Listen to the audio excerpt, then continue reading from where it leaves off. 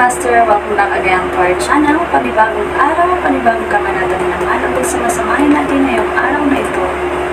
At kung bago ka lang sa ating channel, please click the subscribe button and hit the notification bell para updated kayo sa ating mga susunod na videos.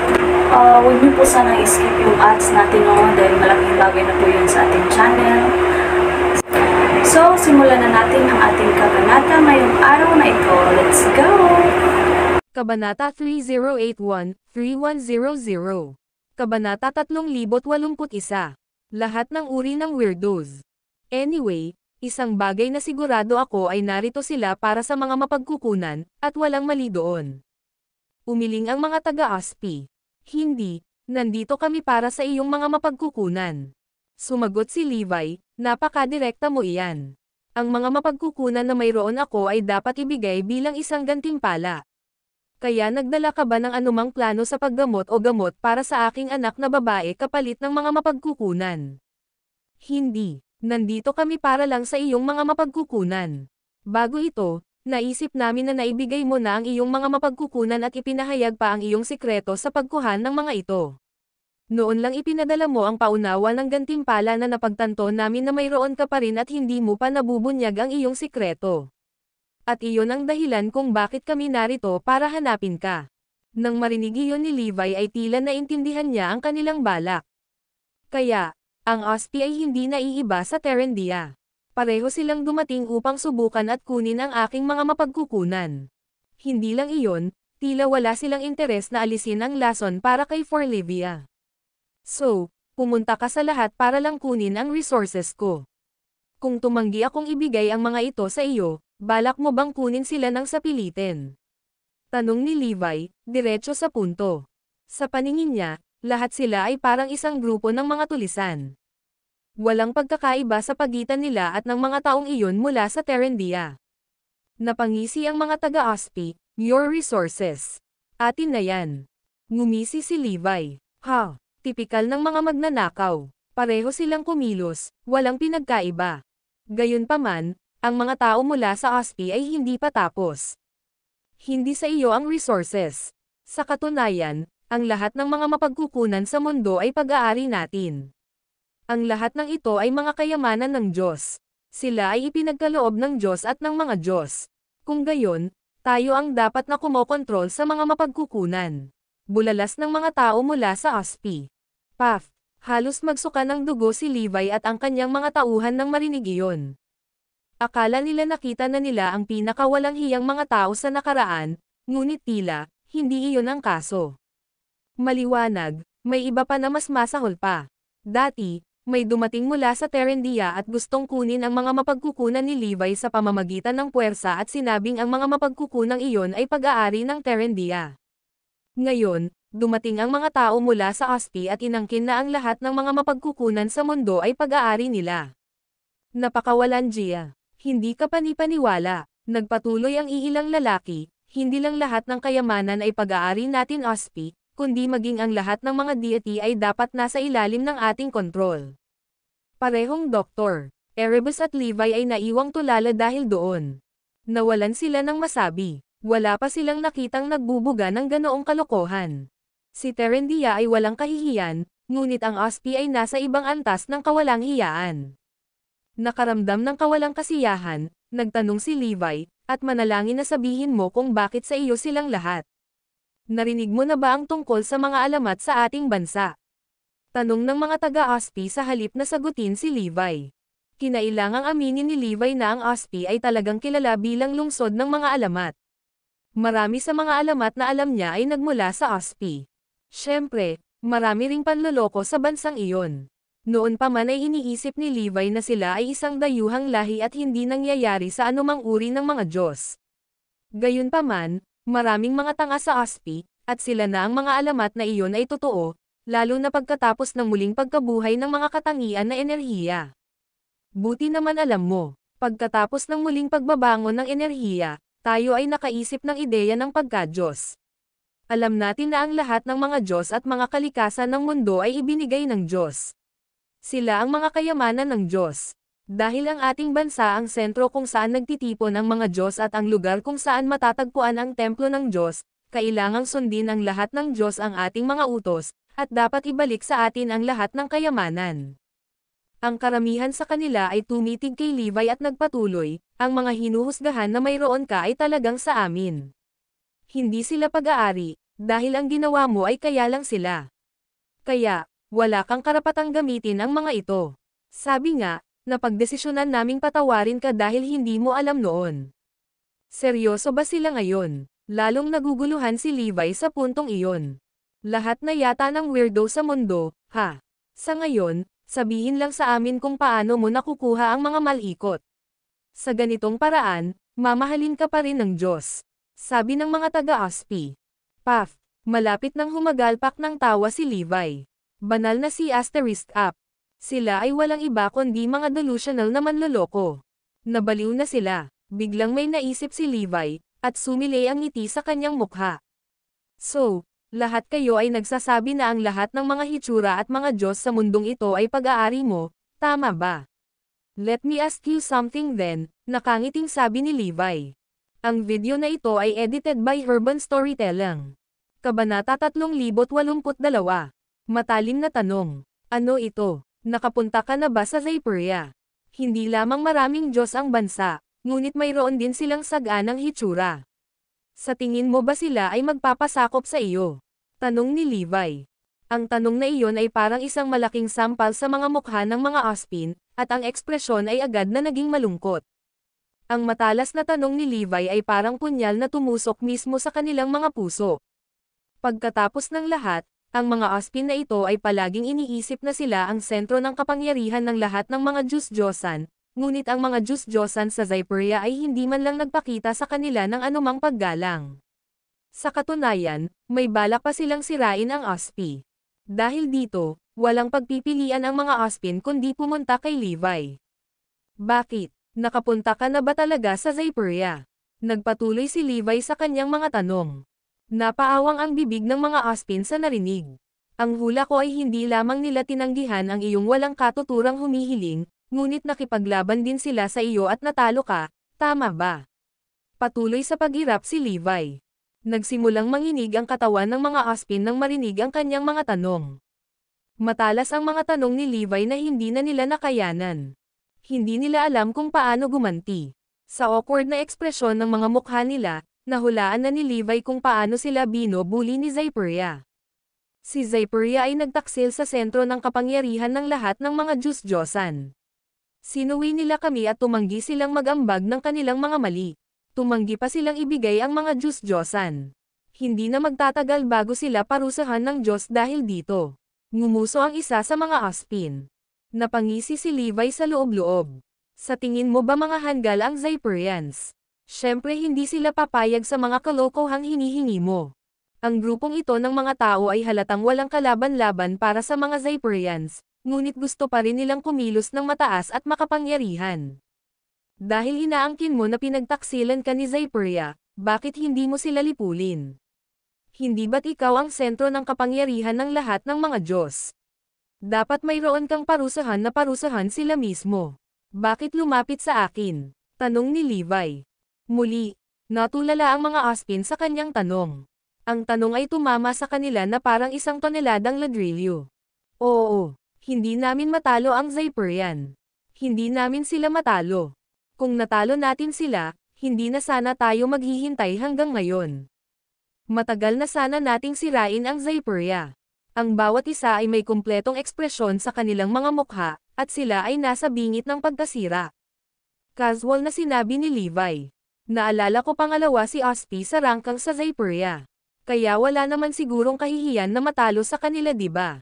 Ang kanyang pananalita ay naging dahilan upang hindi makapagsalita ang mga Aspin. Nagpatuloy si Levi, at nabalitaan kung mas makapangyarihan ang Zyperia kaysa kay Aspi, parang mas makapangyarihan.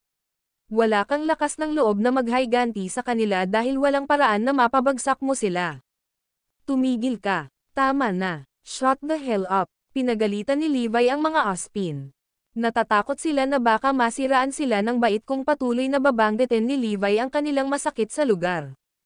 Ang maliit na dignidad na iniwan nila ay naglaho sa manipis na hangin. Maaaring makapangyarihan si Zyperia, ngunit ipinagkanulo ng kanilang mga Diyos si Ospi. By hook or by crook, dapat silang parusahan. Kailangan nating magtipon ng higit pang mga hinaharap upang maisip ang ating sarili upang magkaroon tayo ng sapat na kapangyarihan upang talunin sila. Ang mga sumusunod na mayroon kang access ay sa amin din, ngunit hindi mo kailangang ibigay ang mga ito sa amin. Sabihin lang sa amin kung paano at saan mo nakuha ang mga nahukay. Kapag nahanap na natin ito, mapapalakas natin ang ating kapangyarihan para talunin ang Zyperia. Para sabihin sa iyo ang totoo, kaming mga Ospin ay humihina dahil nagsusumikap kami para sa isang layunin, iyon ay ang pabagsakin si Zyperia at parusahan ang mga taksil na ito. Kinailangan nilang sabihin kay Levi kung ano ang nasa isip nila dahil hindi na nila matiis ang panunuyan nito. Ang video na ito ay edited by Urban Storytelling. Kabanata 3083. Laying Low. Si Dr. Erebus at ang iba ay tumango. Nakikita ko. Bago ito, hindi nila alam kung bakit nag-laying low ang Ospi gayong sila ang pangalawa sa pinakamakapangyarihang bansa sa mundo. Walang nakakaalam kung ano ang kanilang ginagawa. Kaya, palihim nilang pinaplano ang kanilang paghihiganti laban sa Zyperia. Nagpatuloy ang mga Ospin sa pagsasabing, talagang hindi namin tinutulungan kung mapaparusahan namin si Zyperia. Napapikit si Zyperia sa ginawa ni Idre sa anak mo. Kaya kapag natalo na namin ang Zyperia, ibibigay namin sa iyo si Idre, at magagawa mo ang lahat sa kanila. Hanggat nananatiling makapangyarihan si Zyperia, hindi mo matuturuan ng leksyon si Idre, di ba? Nagpatuloy sila sa pagpapaliwanag. Naisip ni Levi na may katuturan ang sinabi nila. Tila mayroon silang malinaw na pag-iisip at naunawaan ang mga potensyal na banta. Kaya bakit parang mga langaw na walang ulo ang inaasal nila kanina? Ito kaya ang kanilang kultura o gawi. Marahil ay lumampas na sila ng kaunti dahil lamang sila ay nahuhumaling sa anumang bagay at lahat ng bagay tungkol sa mga Diyos-Diyosan. Sana gawin mo kung ano ang nagpapasaya sa Diyos, Levi. Kung nagpasya kang lumaban sa Diyos, maaari mong halikan ang kanyang kayamanan ng palm. Sabihin sa amin ang sikreto kung paano makukuha ang kayamanan ngayon. Nangangako kami na hindi ka namin pipigilan sa pagsasagawa ng iyong paghuhukay. Seryosong tumingin kay Levi ang kanilang Ospin. Dagdag pa ng kanilang Ospin, sana hindi mo kami ipagkanulo. Hindi namin nagawang harapin ang Zyperia dahil napakalakas nila, ngunit palagi kang maaalis kung magpasya kang ipagkanulo kami. Maaari pa nating ibagsak si Erudia sa lupa. Nako, panay ang pananakot nila sa akin ngayon. Ginagamit ng mga lalaking ito ang diskarte sa akin ng carrot at stick para lang sabihin ko sa kanila kung paano makukuha ang mga likas. Napaisip si Levi at ngumisi. Sige, kung ganoon nga ang kaso, sasabihin ko sa iyo kung paano ko nakuha ang mga nakikitang noon. Talaga, ang galing. Ang lahat ng mga Ospin ay nagsimulang bumulalas sa tuwa. Pagkatapos ay bumaling si Levi kay Dr. Erebus at sinabing, hanapin ang pinaka-nakakatakot na lugar na pinaghihigpitan ng rank 1 para sa akin. Matapos mag-scout sa kalapit na lugar ng ilang sandali, natagpuan ni Dr. Erebus ang isa para kay Levi. Ilang araw na ang nakalilipas, tinansya ng Heavenly League na mayroong hindi bababa sa 200 hayop sa pinaghihigpitang lugar. Kadalasan sila ay mga hayop sa antas ng Diyos. Ang ilan ay nasa Overlord class. Ito ang pinakakinatatakutang lugar na pinaghihigpitan ng rank 1 sa paligid ng rehiyon at isa rin sa mga pinaghihigpitang lugar sa Erudia. Sabihin mo sa amin ang sikreto. Mabilis. Hindi na makapaghintay ang mga Ospin. Sumunod ka sa akin kung gusto mong malaman kung paano makuha ang mahiwagang damo. Nanguna si Levi at ang kanyang mga tauhan. Isang grupo ng mga Ospin ang nagtag. Ilang sandali pa, nakarating na sila sa mga hangganan ng rank 1 restricted area. Isang nakakatakot na aura ang bumungad sa kanila habang papalapit sila sa lugar. Nararamdaman din nila ang aura na ipinalabas ng mga hayop. Agad na inilagay ng mga Ospin ang kanilang bantay. Alam nilang lahat kung ano ang desyerto na lugar na ito. Bakit mo kami dinala dito? Hindi nila napigilan ang kanilang kuryosidad. Ito ay dapat na hindi bababa sa isang rank 2 restricted area. Sa katunayan, maaaring maging rank 1 pa ito, di ba? Ang isang lugar na may matinding lakas na enerhiya ay nagbibigay ng pinaka-perpektong kondisyon para sa paglaki ng mga mahiwagang damo. Hikayatin din ito ang paglilinang ng mga kristal na katangian ng enerhiya. Gayunpaman, nakakatakot din ito na magkakaroon ng mga hayop na nakatago sa paligid. Ang mga Ospin ay nakadarama ng matinding pagpapakita ng enerhiya mula sa isang iglap. Iyon ay dapat na alinman sa isang Rank 2 o Rank 1 restricted area. Ngumiti si Levi at sumagot, "Oo naman. Sundan mo ako kung gusto mong malaman kung paano ko nakukuha ang mga mali." Sige na. Hindi alam ng mga Ospin kung ano ang aasahan ngunit nagpa siya na sundin pa rin si Levi. Hindi nagtagal, pumasok na sila sa restricted area. Sa buong paglalakad, hindi umimik si Levi. Wala rin siyang ginawang kakaiba. Ang iba sa mga lalaki ay walang ideya kung ano ang kanyang plano, ngunit hindi sila nagtanong sa kanya. Tahimik lang silang sumunod sa kanya. Biglang huminto sa paglalakad si Levi, na nagbigay ng takot sa mga Ospin. Ano ang sinusubukan niyang gawin ngayon? Ang video na ito ay edited by Urban Storytelling. Kabanata 3084. Niloko mo ba kami? Lahat ay binigyan ng nalilitong tingin si Levi dahil gusto nilang malaman kung ano ang nasa isip niya. Di ba sabi mo lahat ng resources at deities ay sa iyo? At kukunin daw nila ang mga order mo, tama ba? Tanong ni Levi. Oo, tumango ang mga Ospin. Paano ang mga hayop sa antas ng Diyos? Sila rin ba mga subject mo? Dapat ba akong magpatawag ng ilang makapangyarihang hayop upang makita kung paano mo sila mapaamo? Nawala ang kulay sa mga mukha ng mga Ospin sa sandaling iyon. Galit ba siya? Bakit tayo susundin ng mga hayop? Lalamunan nila tayo for sure. Enough with your joke, Mr. Garrison. Malapit na tayong masira, kaya itigil na natin ang ganitong klaseng panlilinlang sa amin, the Ospin said. Dahil sa mga sinabi ni Levi kanina ay naging mahina ang damdamin nila, ngunit sinubukan nilang pigilan ang kanilang nararamdaman. Kapag sumobra na naman si Levi, baka mawalan sila ng gana. Ngumisi si Levi at sinabing, "Tere, joke lang. I'm just trying to lighten the mood." Pagkatapos ay ipinagpatuloy niya ang paglalakbay sa restricted area. Sa puntong ito, tumigil na siya sa paglabas ng kanyang aura. Ang kanilang presensya sa restricted area na ito sa Rank 1 ay agad na nakakuha ng atensyon ng mga hayop, at nagdulot iyon ng panginginig sa gulugad ng mga Ospin. Habang lumalalim sila, masigurado sila na ito ay isang lugar na pinaghihigpitan ng Rank 1. Hindi na naitago ng mga Ospin ang kanilang takot. Noong nakaraan, pumapasok sila sa anumang lugar na pinaghihigpitan sa Rank 1 kasama ng ilang daang mga Diyos-Diyosan. Ilalagay din nila ang kanilang mga tauhan sa mga hangganan kung sakaling may emergency. Hindi sila kailanman papasok sa isang Rango 1 restricted area na hindi nakahanda. Ngunit ngayon, pumasok sila na walang dala, hindi alam kung ano ang aasahan.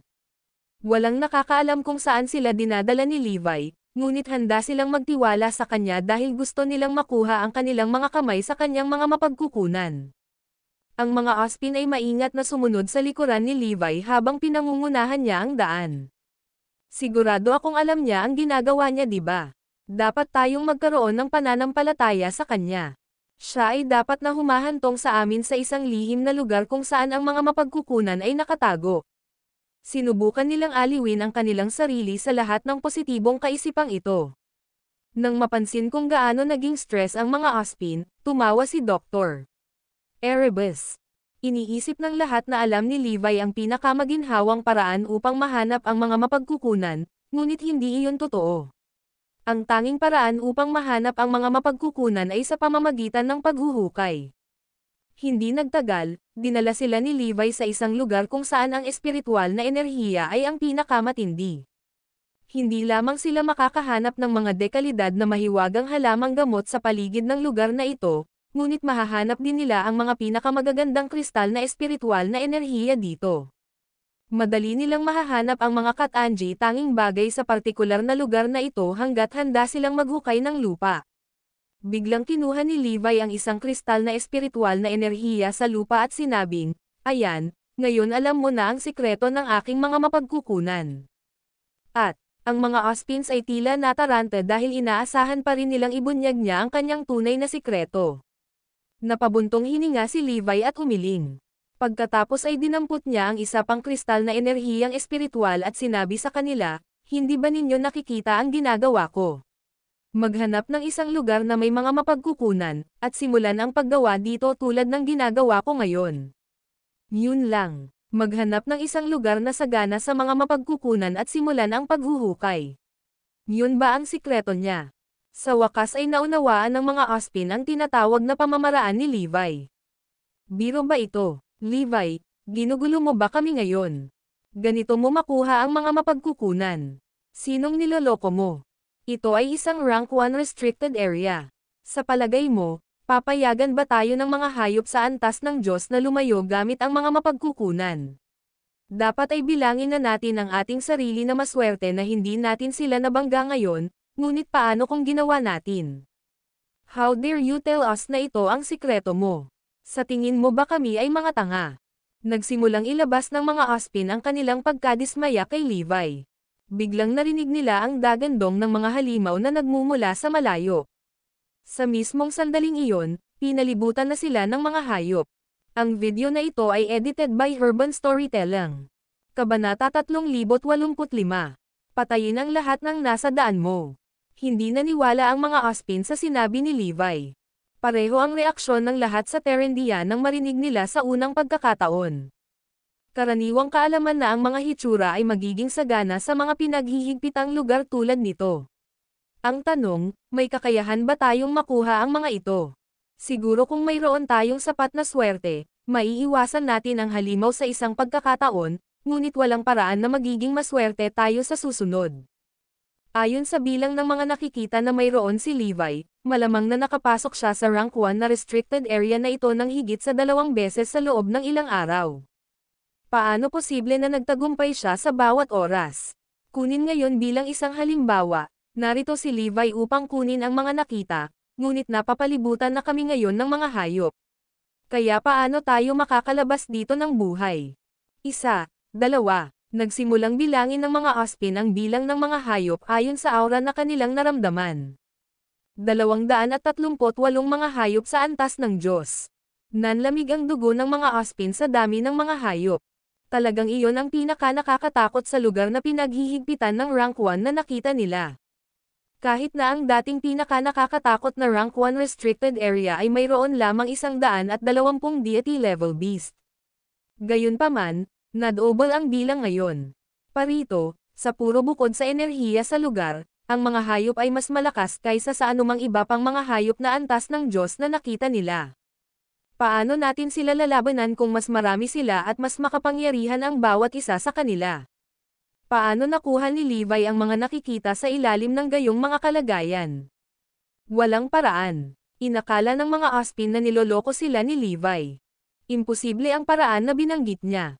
Gayunpaman, walang puntong pag-usapan iyon. Hindi mahalaga kung nagsisinungaling si Levi sa kanila o hindi. Ang pinakamahalagang bagay ngayon ay kung maaari silang manatiling buhay pagkatapos na mapalibutan ng mga halimaw na ito. Wala silang anumang tulong, at ang kanilang bansa, ang Ospi, ay walang ideya na narito sila. Tulad ng para kay Levi, naisip ng mga Ospin na walang paraan na mailigtas niya ang kanyang sarili, lalo pat iligtas sila. Walang paraan para makatakas tayo kasama ang higit sa 200 mga hayop sa antas ng Diyos na nakapalibot sa atin. Inakala nila na sa huli ay kakainin sila ng mga halimaw. Nakita na nila ang kanilang kapalaran, nakamatayan na walang kumpletong katawan. Kasalanan lahat ito ni Levi. Kung bibigyan sila ng isa pang pagkakataon, hindi na nila sinundan si Levi. Tulad ng kanilang nararamdamang labis na salungatan, ang mga hayop ay papalapit na sa lugar na kanilang kinaroroonan at nakapalibot dito. Maging ang langit ay puno ng lumilipad na mga hayop, na humaharang sa sinag ng araw sa pag-abot sa kanila. Kahit saan sila tumingin, may halimaw na nakatayo sa kanilang landas. Walang paraan para makaalis sila ng buhay sa lugar. Galit na galit, sinigawan ng isa sa mga Ospin si Levi, "Sige, tingnan natin kung paano mo makukuha ang mga nakikita dito. Di ba sabi mo ganito ang pagre-retrieve ng resources? Well, ipakita sa amin kung paano mo sila kukunin sa ilalim ng ilong ng mga hayop." Ang iba ay may parehong tanong. Nakatitig silang lahat kay Levi, naghihintay na gumawa siya ng kalokohan. Dahil hindi maiiwasan ang kapalaran ng lahat, baka makita rin nila kung paano tutuperin ng lalaki ang kanyang pangako. Gayunpaman, tinawanan lamang nina Levi at Dr. Erebus ang mga Aspin na parang mga tanga. Natural, ang mga Aspin ay lalong nagalit doon. Pinagtatawanan ba nila tayo? Ngunit ito ay hindi tulad ng mayroon kaming anumang ideya kung paano aalis sa sitwasyong ito pa rin. Ngumiti si Levi at sinabing, madali lang yan. Madali. Ang dami nilang narinig mula kay Levi, mas lalo silang nakaramdam ng kawayan. Patayin mo na lang silang lahat. Patayin ang anumang bagay na humahadlang sa iyo. Pinatunog ito ni Levi na parang isang madaling gawa, ngunit natakot ang mga Aspin nang marinig iyon. Madali. Paanong ang impyerno ay madaling pumatay ng isang matigas na hayop? Siguradong nambobola si Levi. Sa sandaling iyon, isang halimaw ang naglunsad ng kanyang pag-atake. Ang video na ito ay edited by Urban Storytelling. Kabanata 3086. Madali bilang pie. Maliwanag na kumikinang sa baluti nito na gawa sa kaliskis, ang halimaw ay sumugod patungo sa karamihan. Kahit na ang isang Diyos ay mahihirapang tumagos sa kaliskis, lalo pa itong patayin. Ang radiation ng espiritual na enerhiya ay napakalakas na pinalakas nito ang pangangatawan ng mga hayop at ginawa ang kanilang mga balat na hindi maarap. Alam na alam ng mga Aspin na hindi nila maarap ang baluti nito. Natakot ang lahat sa nakakatakot na aura na pinakawalan ng halimaw. Paano maaaring pigilan ito ng sinuman? Walang makakalaban sa halimaw, na maaaring hindi man ang pinakamakapangyarihan. Not to mention, marami pa ring halimaw ang naghihintay na umatake sa atin. Habang naghahanda silang lumaban, isang tunog ang umalangaw-ngaw. Buzz! Nang lumingon ang mga tao sa pinanggalingan ng tunog, halos mabulag sila sa liwanag na nilalabas ng God Crusher. Ang matalim na talam ay tumusok sa katawan ng halimaw, tumagos sa baluti ng halimaw ng walang kahirap-hirap bago hiniwa ang halimaw sa kalahati. Namayani ang katahimikan dahil gulat na gulat ang lahat para makapagsalita. Hindi inaasahan ang biglaang pangyayari, ang mga hayop ay natigilan din. Ang mga Aspin ang pinakanamangha sa lahat. Yun lang. Patay na ang halimaw, ganyan lang. Sino ang gumawa nito? Ang talam, tila nang galing kay Levi. Saglit, naisip nilang nakita nilang kumikinang si Levi. Dapat siya yon. Bago pa makabawi ang lahat, nagpatuloy ang pagpatay. Habang nasa kamay niya ang God Crusher, si Levi ay sumugod patungo sa mga hayop. Naalarma sa nakakatakot na pagsulong ng God Crusher at naramdaman ang napakalaking kapangyarihan nito, nagsimulang tumakas ang mga hayop. Gayunpaman, hindi nila kayang malampasan ang God Crusher. Sa isang kisap mata, lahat ng labasan ay tinatakan ng God Crusher. Swoosh! Hinahabi at sinasaksak ang bawat halimaw na nakatagpo nito sa landas nito, hindi nagtagal ay naging pula ng dugo ang God Crusher. Isa itong isang panig na patayan ng mga hayop. Nakakabingi ang nakakadugo na tili ng mga hayop. Sa huli, ang malalakas at nakakatakot na mga hayop na iyon ay pinatay ni Levi nang walang kahirap-hirap. Nang makitang ilang dose-dosenang mga hayop sa antas ng Diyos ang namatay sa mga kamay ni Levi, ang natitirang mga hayop ay natakot sa aura ni Levi at nagsimulang tumakbo para sa kanilang buhay. Hindi nila inaasahan na ang kanilang biktima ay napakalakas na sila naman ay matatalo. Hindi hinabol ni Levi ang mga halimaw na tumakas. Kung tutuusin, gusto lang niyang takutin ang mga hayop sa restricted area. Wala siyang pagnanais na panasan silang lahat. Ang kanyang ginawa ay higit pa sa sapat. Gusto lang niyang ipakita sa mga Aspin na iyon ang kanyang paraan ng pagkuha ng mga mapagkukunan, na kung saan ay patayin ang anumang halimaw na hamarang. Habang tumatakas ang mga hayop, lumingon ang lahat kay Levi at tinitigan siya na may nakasulat na di paniniwala sa kanilang mga mukha. Noong una, naisip ni Aspin na takutin at ipitin si Levi sa pamamagitan ng pagpapadala ng isang buong pangkat ng mga Diyos-Diyosan upang makipagkita sa kanya. Gayunpaman, ang parehong mga Diyos na iyon ay takot na takot sa kanya. Paano posible na umiral ang gayong makapangyarihang tao? Nagawa niyang pumatay ng napakaraming hayop gamit lamang ang sandata. Tiyak na kaya niyang patayin ang bawat halimaw kung iyon ang gusto niya. Maliwanag noon na ang mga Diyos-Diyosan ay walang kabuluhan kumpara kay Levi. Sa unang pagkakataon, ang grupo ng mga Diyos-Diyosan ay nakaramdam ng pagkalito. Kami ang mga Diyos dito. Kaya kung si Levi ay mas makapangyarihan kaysa sa atin, hindi ba ibig sabihin nito na ang kanyang pag-iral ay higit na nakakatakot kaysa sa kanyang pinapahintulutan? Whoosh! Matapos bumalik ang God Crusher sa hawak ni Levi, iningatan niya ito at humarap sa mga Ozpin. Tingnan mo, sinabi ko sa iyo. Ang pagkuha ng mga mapagkukunan ay ganoon lang kadali. Ang kailangan mo lang gawin ay patayin ang bawat halimaw na humahadlang sa iyong daan. Ang video na ito ay edited by Urban Storytelling. Kabanata 3087. Ang lihim ni Levi. Ang pamamaraan ni Levi ay napakatuwiran. Ang kailangan lang niyang gawin ay pumunta sa lugar na may mga mapagkukunan at patayin ang anumang bagay na humahadlang. Dati, walang naniniwala sa pamamaraan ni Levi.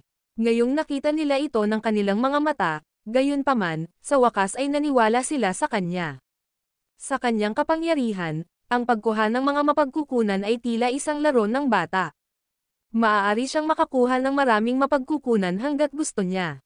Pagkatapos ng lahat, kailangan lang niyang mag-vault sa anumang lugar na pinaghihigpitan sa rank 1 at kunin ang anumang mapagkukunan na gusto niya.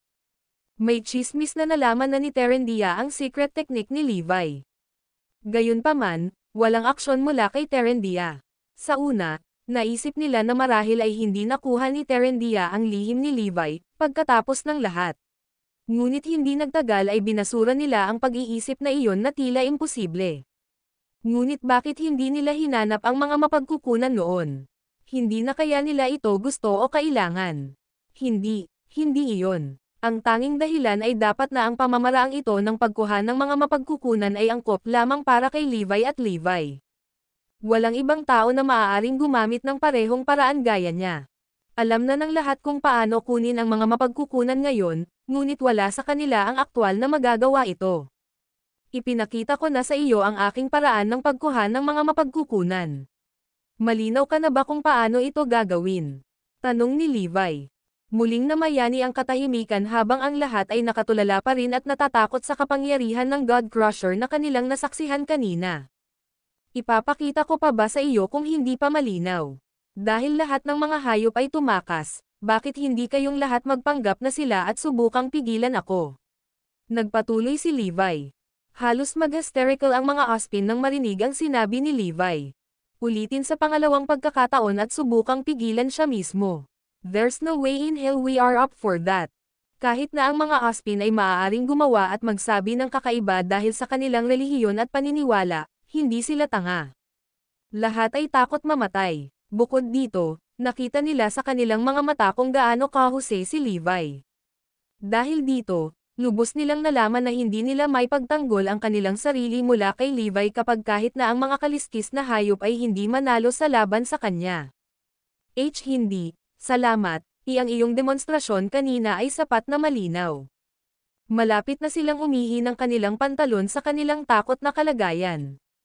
Sige, magandang marinig iyon. Kaya, hindi ko na kailangang magpakita sa iyo muli, tama. Just asking again to see if you guys want to change your mind, walang pakialam na sabi ni Levi. Hindi na kailangan. Ito ay sapat na malinaw. Hindi na kailangan ng isa pang round ng demonstrasyon. Nagmamadaling tumunog ang mga Ozpin. Sa takot, lahat sila sa wakas ay naniwala kay Levi. Nakatitig sa kanila, sinabi ni Levi, kayo ang nagpilit sa aking kamay na ipakita ito sa inyo dahil hindi kayo naniniwala sa akin. Kung hindi ko ipinakita sa iyo kung paano ko kinukuha ang mga mapagkukunan, sigurado ako na patuloy mo akong ginugulo, tama ba? Paumanhin. Ikinalulungkot namin ng husto. Nagsimulang humingi ng tawad ang mga Ozpin. Ang kanilang unang kay-abangan ay matagal nang naglaho dahil kaharap na nila ang isang taong nakatataas sa halip na mas mababa sa kanila. Ngumisi si Levi. Pakakawalan na kita simula nang humingi ka ng tawad. O kung hindi, pinatay ko ang bawat isa sa inyo tulad ng ginawa ko kay Terendia. Ano? Napatay mo na ang lahat ng mga Diyos-Diyosan sa Terendia. Laking gulat ng mga Ozpin sa balitang namumuo sa kanilang mga noo ang butil ng malamig na pawis. Ginawa ko. Sa tingin mo, bakit ang tahimik nila ngayon? Tumanggaw si Levi at kinumpirma ang totoo. Ano? Kaya't walang natitira sa Terendia. Habang ang mga Ozpin ay nagtinginan sa isa't isa na may takot sa kanilang mga mata, Sa wakas ay naunawaan nila kung bakit hindi na sila nakakita ng anumang mga Diyos-Diyosan pagkatapos ng insidente na naganap sa Terendia. Ipinaliwanag din ito kung bakit walang sino man mula sa Terendia ang pumunta upang kunin ang mga mapagkukunan.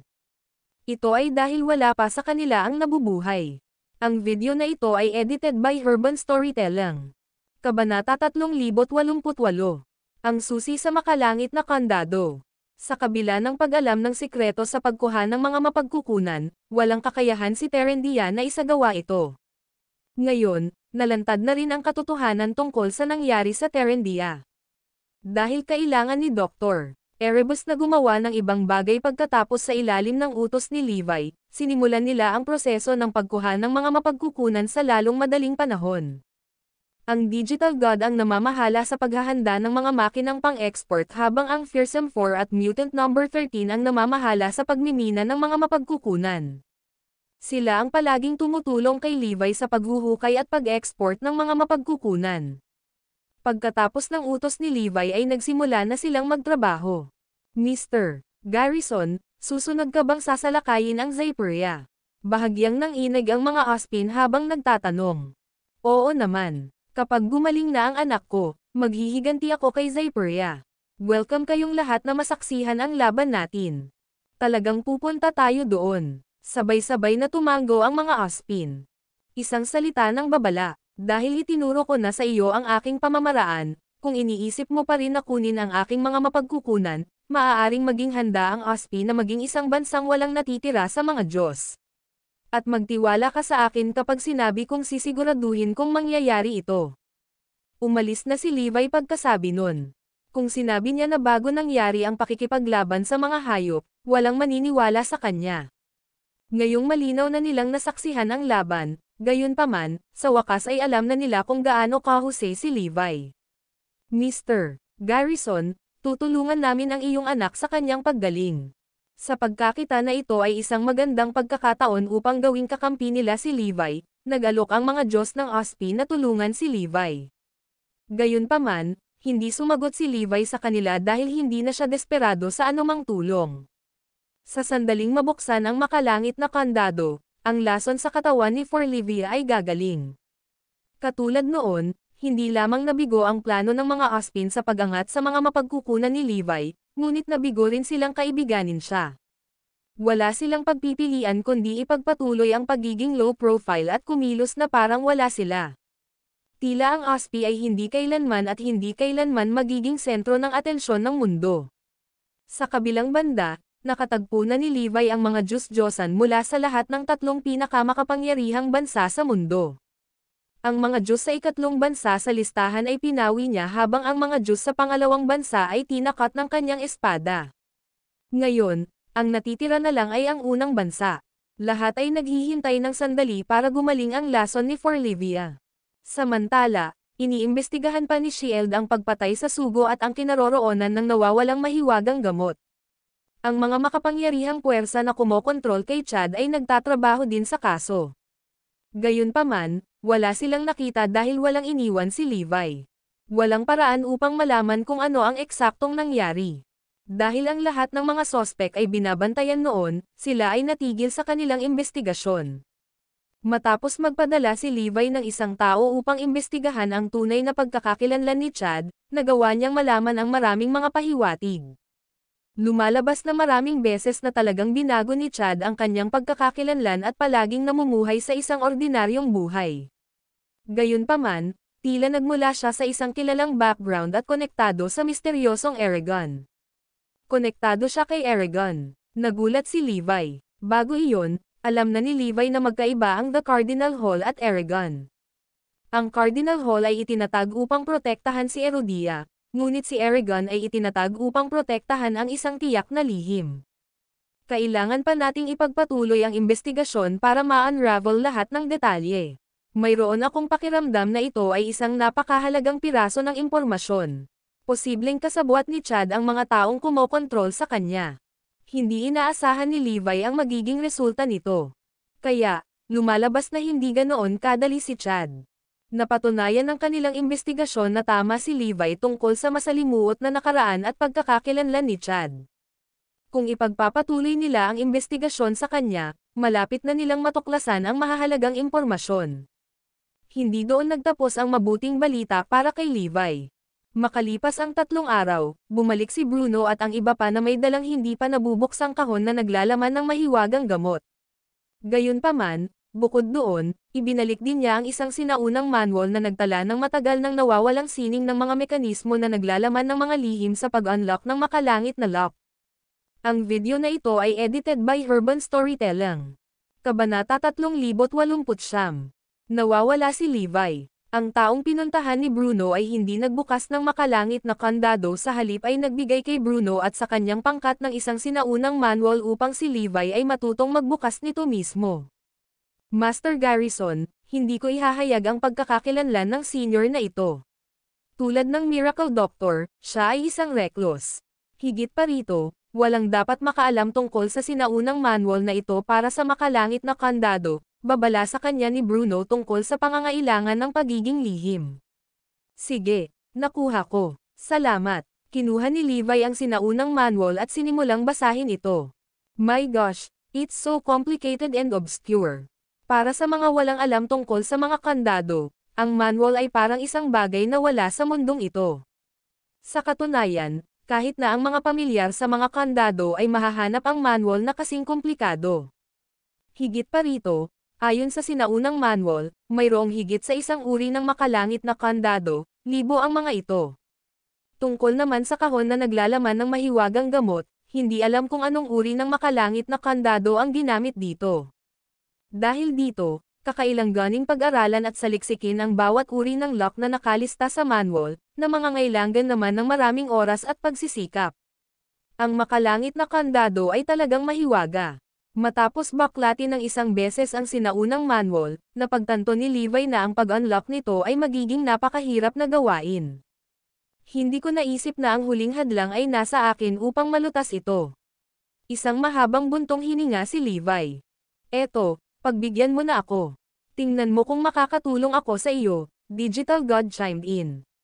Naisip ni Levi na marahil ay huli na upang maghanap ng isang taong pamilyar sa sining ng mga mekanismo. At saka, kung gagawin nila iyon, mabubunyag ang kanilang misyon. Kung isasaalang-alang kung ano ang ibinala sa kanila ni Bruno ngayon, si Levi ay walang pagpipilian kung hindi ang mag-isa sa trabaho. Kung ang pananaliksik ay matagumpay at ang makalangit na lock ay mabubuksan, ang mahiwagang gamot ay magagamit. Nasa kanya na ngayon ang huling hakbang ng problema. Sa gayon, sinimulan ni Levi na pag-aralan kaagad ang sinaunang manual ng makalangit na kandado. Ito ay magpapanatiling abala sa kanya ng ilang oras. Gayunpaman, itinuring niya na sulit kung makakahanap siya ng paraan upang mabuksan ang makalangit na kandado, dahil ang bagay ay talagang isang matigas na mani na basagin. Sa madaling salita, malamang na imposibleng buksan ang makalangit na kandado nang walang kaalaman sa sining ng mga mekanismo. Ang makapangyarihang puwersang sumusuporta kay Chad ay umasa dito. Naisip nila na kahit nanakaw ang mahiwagang gamot, hindi mabubuksan ang kahon. Hanggat hindi mabuksan ang makalangit na kandado, hindi ma-access ang mahiwagang gamot. Sa huli, ang kahon ay mananatiling walang silbi sa mga kamay ng taong kumuha nito. Pagkatapos ng lahat, wala silang ideya kung ano talaga ang makalangit na kandado. Gayunpaman, ang hindi nila inaasahan ay sa panig ni Levi, may isang tao na may alam tungkol sa makalangit na kandado. Sa katunayan, nakuha pa nga nila ang sinaunang manual ng nasabing makalangit na kandado. Nang sumunod na buwan, binasa ni Levi ang sinaunang manual. Walang aksyon mula sa panig ni Levi. Sa katunayan, naging low profile siya. Samantala, nagpatuloy ang lahat sa kanilang mga gawain na inayos ni Levi. Tahimik ang lahat at walang nangyaring nakakasira ng lupa. Parang nawala lahat. Tungkol naman sa bounty na inaalok ni Levi, ipinagpatuloy ni Idre ang pagbabantay doon at mabilis na inilabas ang sinumang maglakas loob na kunin ang bounty. Sa paglipas ng panahon, walang nang ahas na tanggapin ang pabuyang iniaalok. Gayunpaman, ang parehong Idre at Hydren ay naiwang naguguluhan. Huminto na ba si Levi sa pagsisikap na makuha ang lunas para sa kanyang anak na babae? Bakit siya nawala? Bakit wala man lang balita? Bakit walang nakakita sa kanya kamakailan? Parang walang nakakaalam kung ano ang pinagkakaabalahan niya. Maging ang kanyang mga kasama ay hindi na nakita. Ano ang nangyayari? Ano na naman kaya ang balak ni Levi? Ito ang kanilang inaalala. Mabilis na nagpadala si Idre ng mga lalaki para tingnan kung ano ang ginagawa ni Levi. Ang kanilang mga hinala ay labis na hindi nila kayang tiisin. Kung tutuusin, hindi naman talaga si Levi ang mawala ng ganon-ganon lang. Ang mga sumusubaybay sa kanyang mga aktibidad ay nataranta. Ano ang sinusubukan niyang gawin? Bakit walang nakakita o nakarinig sa kanya pagkatapos ng auction? Tuluyan na ba siyang sumuko sa paglaban?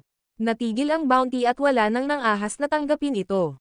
Tungkol naman sa mahiwagang gamot, inagaw ito ng isang mystery party at hanggang ngayon ay hindi pa matukoy ang salarin. Nangangahulugan ito na ang pag-asa ni Levi ay nasira. Hindi bababasa, iyon ang inakala ng ilan na dahilan kung bakit nag-off-grid si Levi. Kahit ang Heavenly League ay walang ideya kung ano ang ginagawa ni Levi. Kaya, walang paraan na maaaring malaman ng iba ang anumang bagay. Lingid sa kaalaman ng lahat, sa panahong ito, nagkaroon ng gulo-gulo ang mga bisitang patungo sa mga restricted area ng Erudia. At dahil aktibo lang sila sa Rank 1 at Rank 2 restricted areas, walang sino man sa Erudia ang nakakaalam ng kanilang existence. Pagkatapos ng lahat, maliban sa Heavenly League, walang sino man ang may kakayahan na galugarin ang pinaghihigpitang lugar. Sa katunayan, kahit ang Heavenly League ay umiwas sa Rank 1 restricted area. Ang video na ito ay edited by Urban Storytelling. Kabanata 3,070. Ang bilang ng mga Diyos-Diyosan sa Zyperia. Dahil hinayos ni Levi na imbestigahan ni Troy at ng iba pa ang iba pang mga bagay, hindi napansin ang muling pagpapakita ng Ecclesiastic Order. Kung hindi, makakatanggap si Levi ng balita tungkol dito ng mas maaga. Samantala, sa Zyperia, nasa sabik ang buong bansa.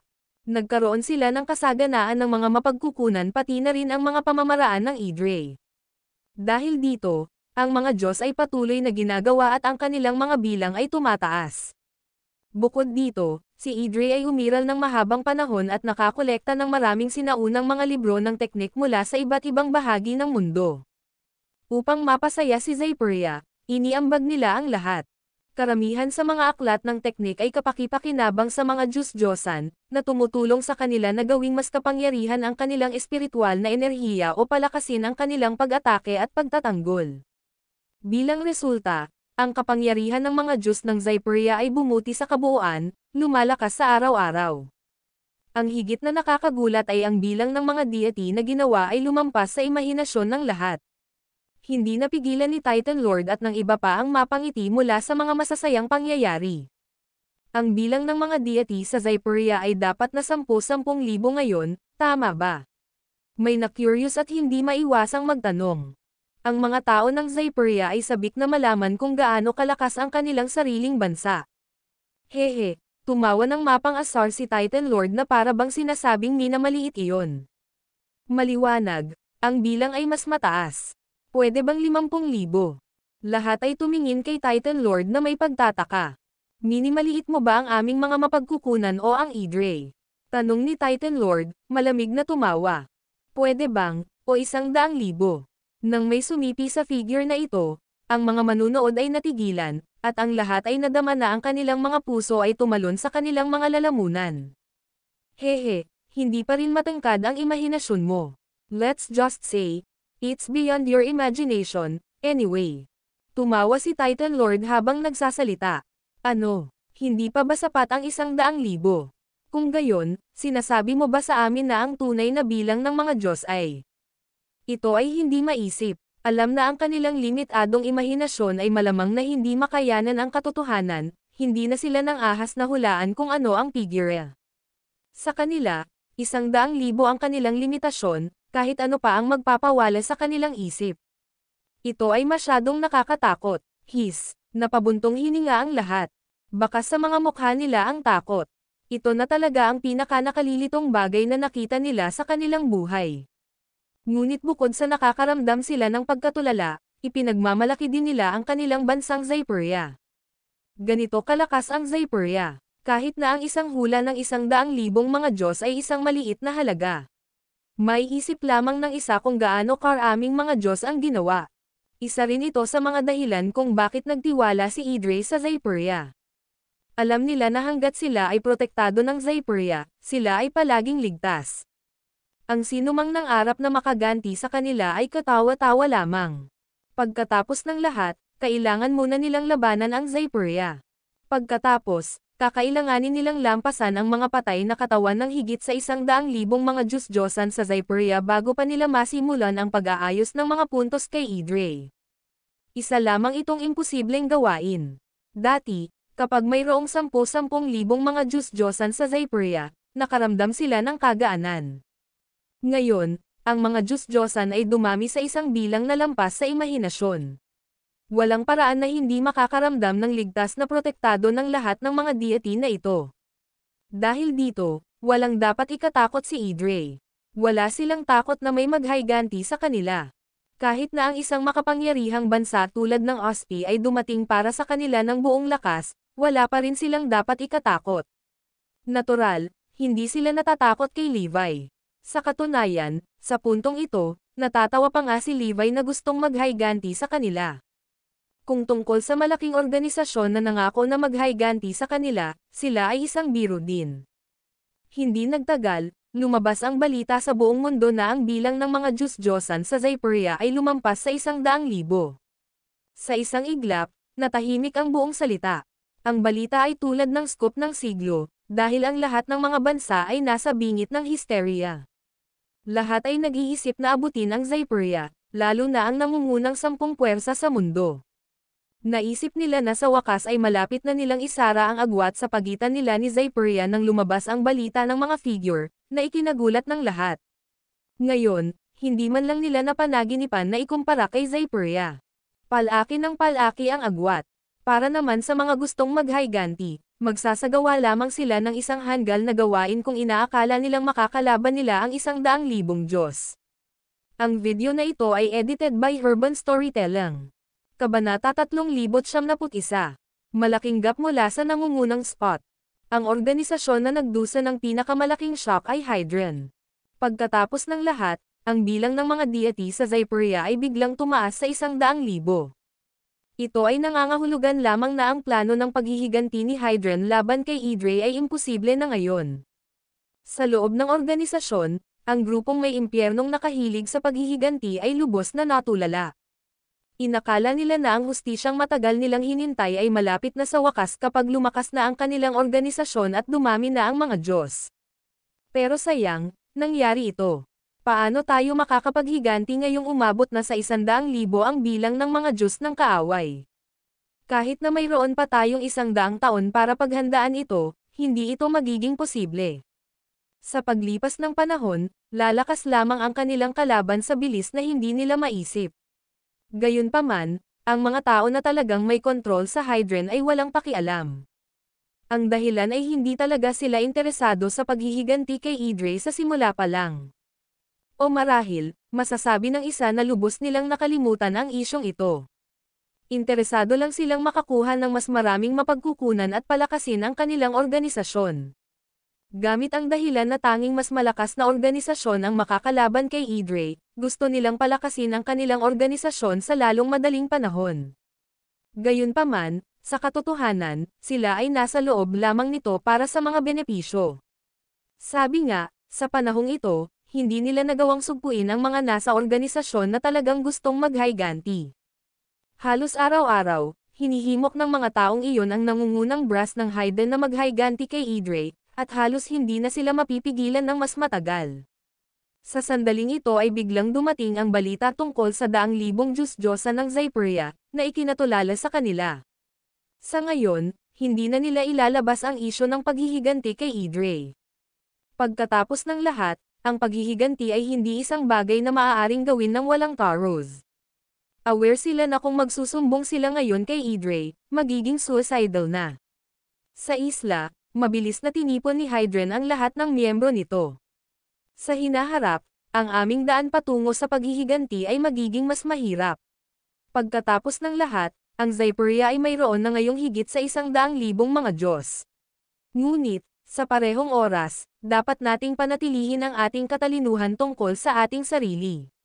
Kailangan nating maging matyaga, Sa ngayon, isa lang ang makakalaban ni Idre, at iyon ay ang patuloy na pagpapalakas sa koponan. Sa gayon lamang tayo maaaring maging kwalipikadong tumayo sa unahan ng mundo at maging kwalipikadong makipag-ayos sa iba pang malalaking puwersa. Sa kalaunan, maaari tayong makipagsanib puwersa sa ibang mga bansa para sabay na harapin ang Zypria. Sa ganitong paraan, magkakaroon tayo ng pagkakataong maghayganti kay Idre. Ang mga gumagawa ng desisyon ng organisasyon ay nagsimulang gumawa muli ng mga walang laman na pangako. Kaya, nagbibigay ng pag-asa sa mga extremist na gustong maghayganti. Pagkatapos ng lahat, ngayon na ang balita ng 100,000 Diyos-Diyosan ng Zypria ay napakalaki sa mundo, ang pinakamahusay na paraan sa sandaling ito ay upang magkaisa ang lahat ng partido. Ang mga gumagawa ng desisyon ay may tamang ideya. Hindi rin mapabulaanan ng mga ekstremista. Gayunpaman, ang kondisyon para magkaisa ang lahat ng partido ay dapat munang maging matatag ang organisasyon upang sila ay maging kwalipikadong magkaisa ang iba. Sa pamamagitan nito, ang huling desisyon ay buod, at ang isang bagay na dapat pagtuunan ng pansin noon ay ang palakasin ng organisasyon upang isang araw ay makapaghiganti si Hydren kay Idre. Ito ay maliwanag na ang mga gumagawa ng desisyon ng Hydren ay napakatalino. Sa pamamagitan lamang ng ilang salita, nagawa nilang makumbinsi ang kanilang mga kasama na hindi lamang isantabi ang kanilang mga plano para sa paghihiganti ngunit gawin din ang kanilang makakaya sa pagpapalakas ng organisasyon. Hahaha, di ba sabi ni Levi noon na kaya niyang maghayganti mag-isa nang wala tayo? Paano siya makakapaghiganti ngayong mayroong 100,000 Diyos? Well, nawala yung lalaki kanina, di ba? I wonder kung anong ginagawa niya. Kung gusto nating lumakas, kakailanganin natin ang tulong niya. Lahat, mag-isip tayo ng paraan para mahanap siya. Sa huli, ang tagumpay ng ating plano ay nakasalalay kay Levi. Noong una, umaasa si Ospi na magdudulot ng gulo si Levi sa Zypria. Gayunpaman, nang makarating sa kanila ang balita tungkol sa pagdaragdag ni Zypria ng 100,000 Diyos-Diyosan, lahat ay natigilan. Hindi ako makapaniwala na may napakalaking agwat sa pagitan natin at ng pinakamalakas na bansa sa mundo. Hindi lang tayo pinapansin ni Zypria, hindi rin tayo sinunod ni Levi. Matatawag pa ba natin ang ating sarili bilang sentro ng kapangyarihan? Hindi na tayo makakaasa kay Levi. Ibig kong sabihin, ano ang magagawa niya sa ganitong uri ng sitwasyon? Ang mga Ospin ay nagsimulang magduda sa kanilang sarili. Sa katunayan, ang mas nakakatakot ay ang katotohanan na nagsimula silang mawalan ng pananampalataya sa kanilang mga paniniwala. Maliwanag, ang balita tungkol sa 100,000 mga Diyos-Diyosan ang nagdala sa buong mundo sa isang nakagigimbal na pagtigil. Lahat ay natakot. Ang Heavenly League, na kasisimula pa lang umunlad, ay natakot din. Ang video na ito ay edited by Urban Storytelling. Kabanata 3072. Mga paraan ng pagbubukas ng makalangit na kandado. Nang palakihin ng Heavenly League ang bilang ng mga deity sa 300 sa loob ng maikling panahon, naisip na ito ay isang pambihirang tagumpay. Gayunpaman, ang tagumpay na iyon ay walang halaga kumpara sa nakamit ng Zypria. Ang balita ay isang malaking dagok sa Heavenly League. Higit pa rito, ang mga taong tulad ni Kilin, Asher Dragon, at 3 iba pa ay tila nabali ang mga tanikala sa loob ng kanilang mga katawan pagkatapos nilang maging mga Diyos-Diyosan, na nagpapataas ng kanilang bilis ng paglaki hanggang sa puntong ito ay kahanga-hanga. Noong nakaraan, ang mga talento ng Asher Dragon at ng kanyang grupo ay namutla kung ihahambing kay Floyd at sa iba pa. Gayunpaman, pagkatapos nilang maging mga Diyos-Diyosan, ang mga talento ng Asher Dragon at ng kanyang grupo ay ganap na inilabas. Sa maikling panahon lang ay nalampasan na nila sina Malcolm at Maxwell. Sa puntong ito, ang kanilang mga kakayahan ay katulad ng kay Edmund. Dahil dito, ang Heavenly League ay nasa isang masayang kalagayan. Pagkatapos ng lahat, ang kabuuang lakas ng kanilang mga Diyos-Diyosan ay mas malakas kaysa sa ibang mga bansa. Naisip nila na mayroon silang magandang kinabukasan at maaaring maabot ang Zypria isang araw. Ngunit nang mahayag ang bilang ng mga Diyos-Diyosan sa Zypria, nabigla ito sa liga ng langit. Imposibleng makahabol tayo ngayon. Kung tutuusin, hindi sapat para sa isang Diyos na maging makapangyarihan. Kahit gaano pa kalakas ang isang Diyos, hinding-hindi kakayanin ng Diyos na iyon ang 100,000 Diyos ng mag-isa. Kahit na mayroon kaming Chad, ang Miracle Doctor, si Zypria ay may Idre. Iyan ay isang buong organisasyon laban sa isang solong tao. Walang paraan na may kumpara natin iyon. Si Idre ay ngayon ay mass-producing deities.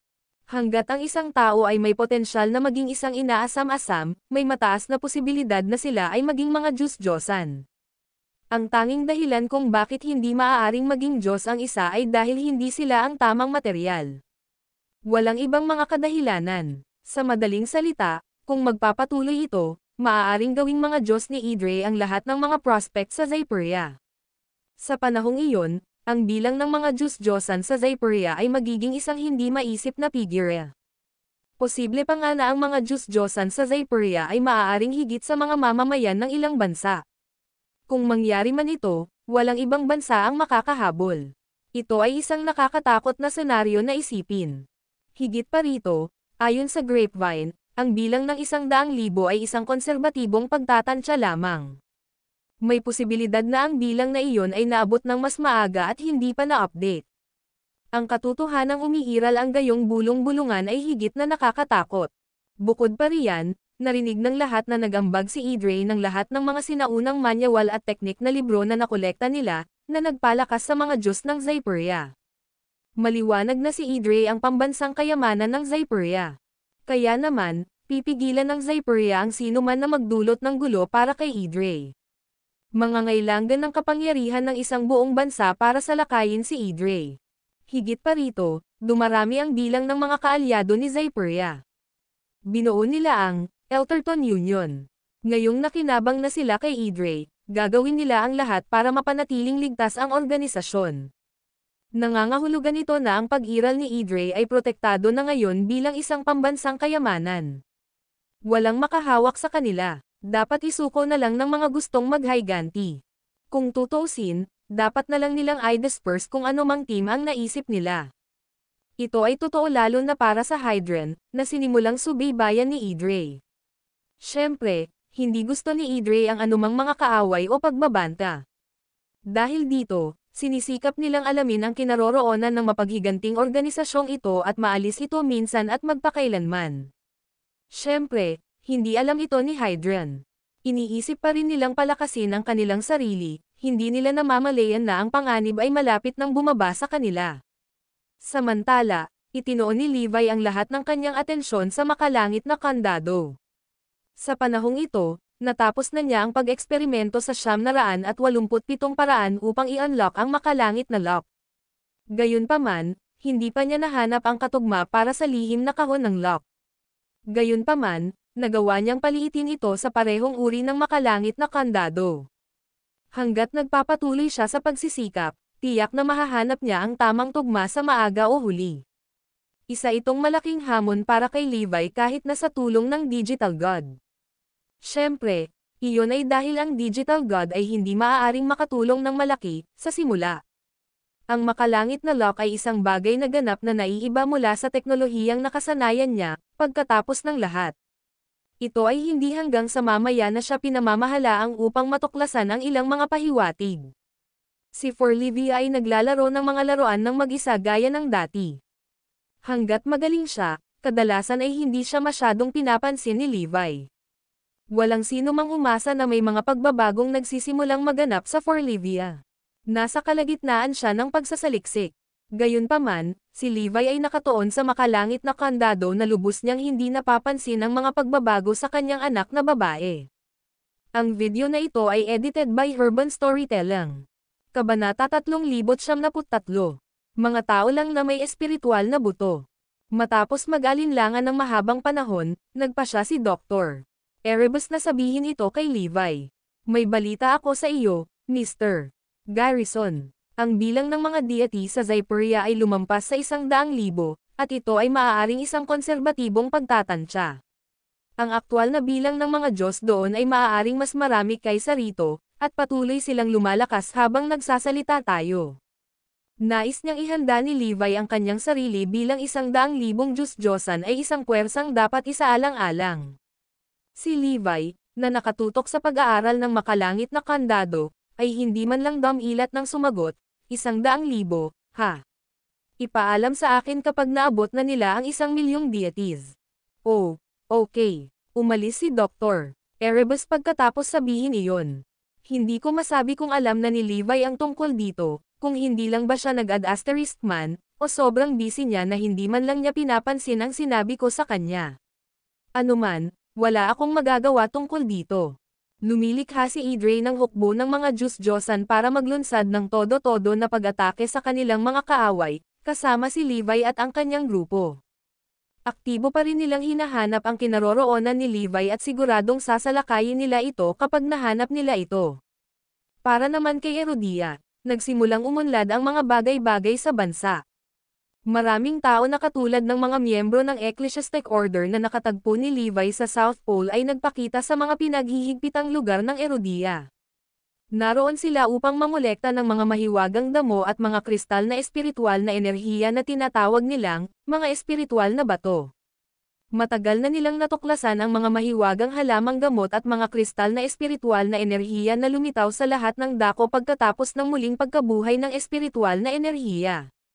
Gayunpaman, naghintay na lamang sila at nagmamasid sa sitwasyon sa halip na anihin o gamitin ito sa lalong madaling panahon. Iyon ay dahil naniniwala sila na ang mahiwagang damo ay hindi pa ganap na sumisipsip ng espiritual na enerhiya at mangangailangan ng mas maraming oras. Sa madaling salita, ang mga mahiwagang damo ay hindi pa hinog noong panahong iyon. Tanging ang mga hinog lamang ang magbubunga ng pinakamahusay na mga resulta, na isang katotohanan na kahit si Levi ay hindi alam.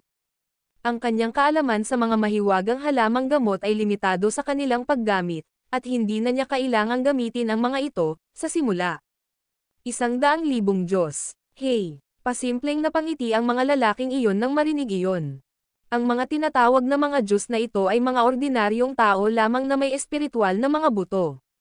Maaari silang sumipsip ng espiritual na enerhiya ng mas mahusay kaysa sa iba at i-convert ito sa pisikal na enerhiya, iyon lang. Ang mga hanggal na iyon ay tiyak na nagpapatunog sa kanila na mas malakas kaysa sila talaga. Ibig kong sabihin, nakikita ba nila ang kanilang mga sarili bilang aktwal na mga Diyos?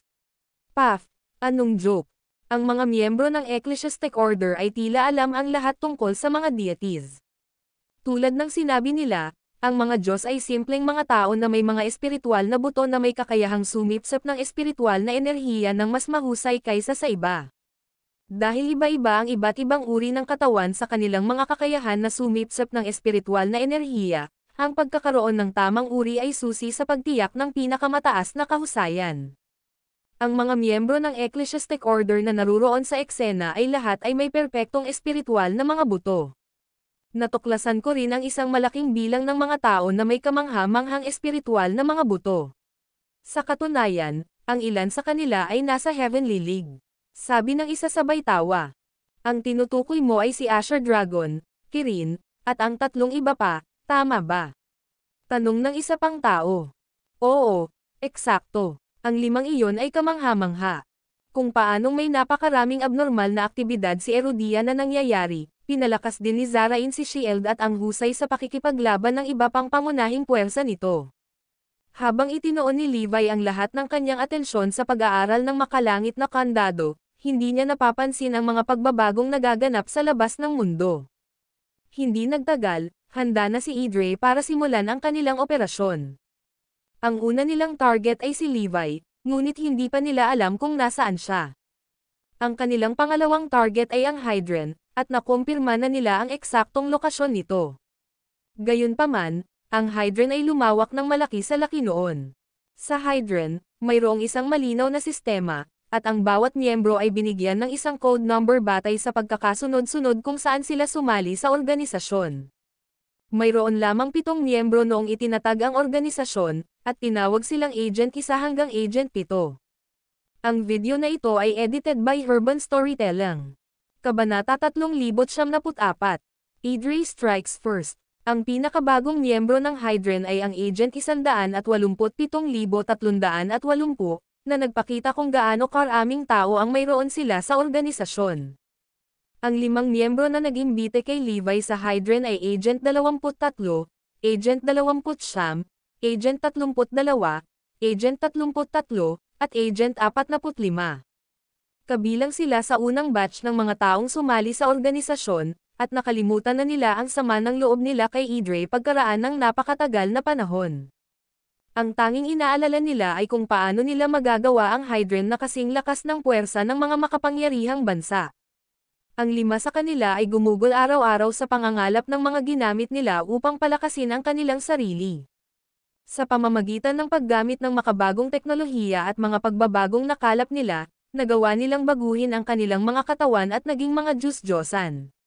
Satisfied sa kapangyarihan at pagtanggap na natanggap nila bilang resulta, hindi talaga nila tinoon si Idre. Dahil sa kung gaano kalakas ang nakuha ni Zyperia, alam nilang hindi masyadong makatotohanan para sa kanila na makaganti pa rin kay Idre. Samantala, ang 7 tagapagtatag ng organisasyon ay nakatuon lamang sa kung paano sila makikita para sa kanilang sarili.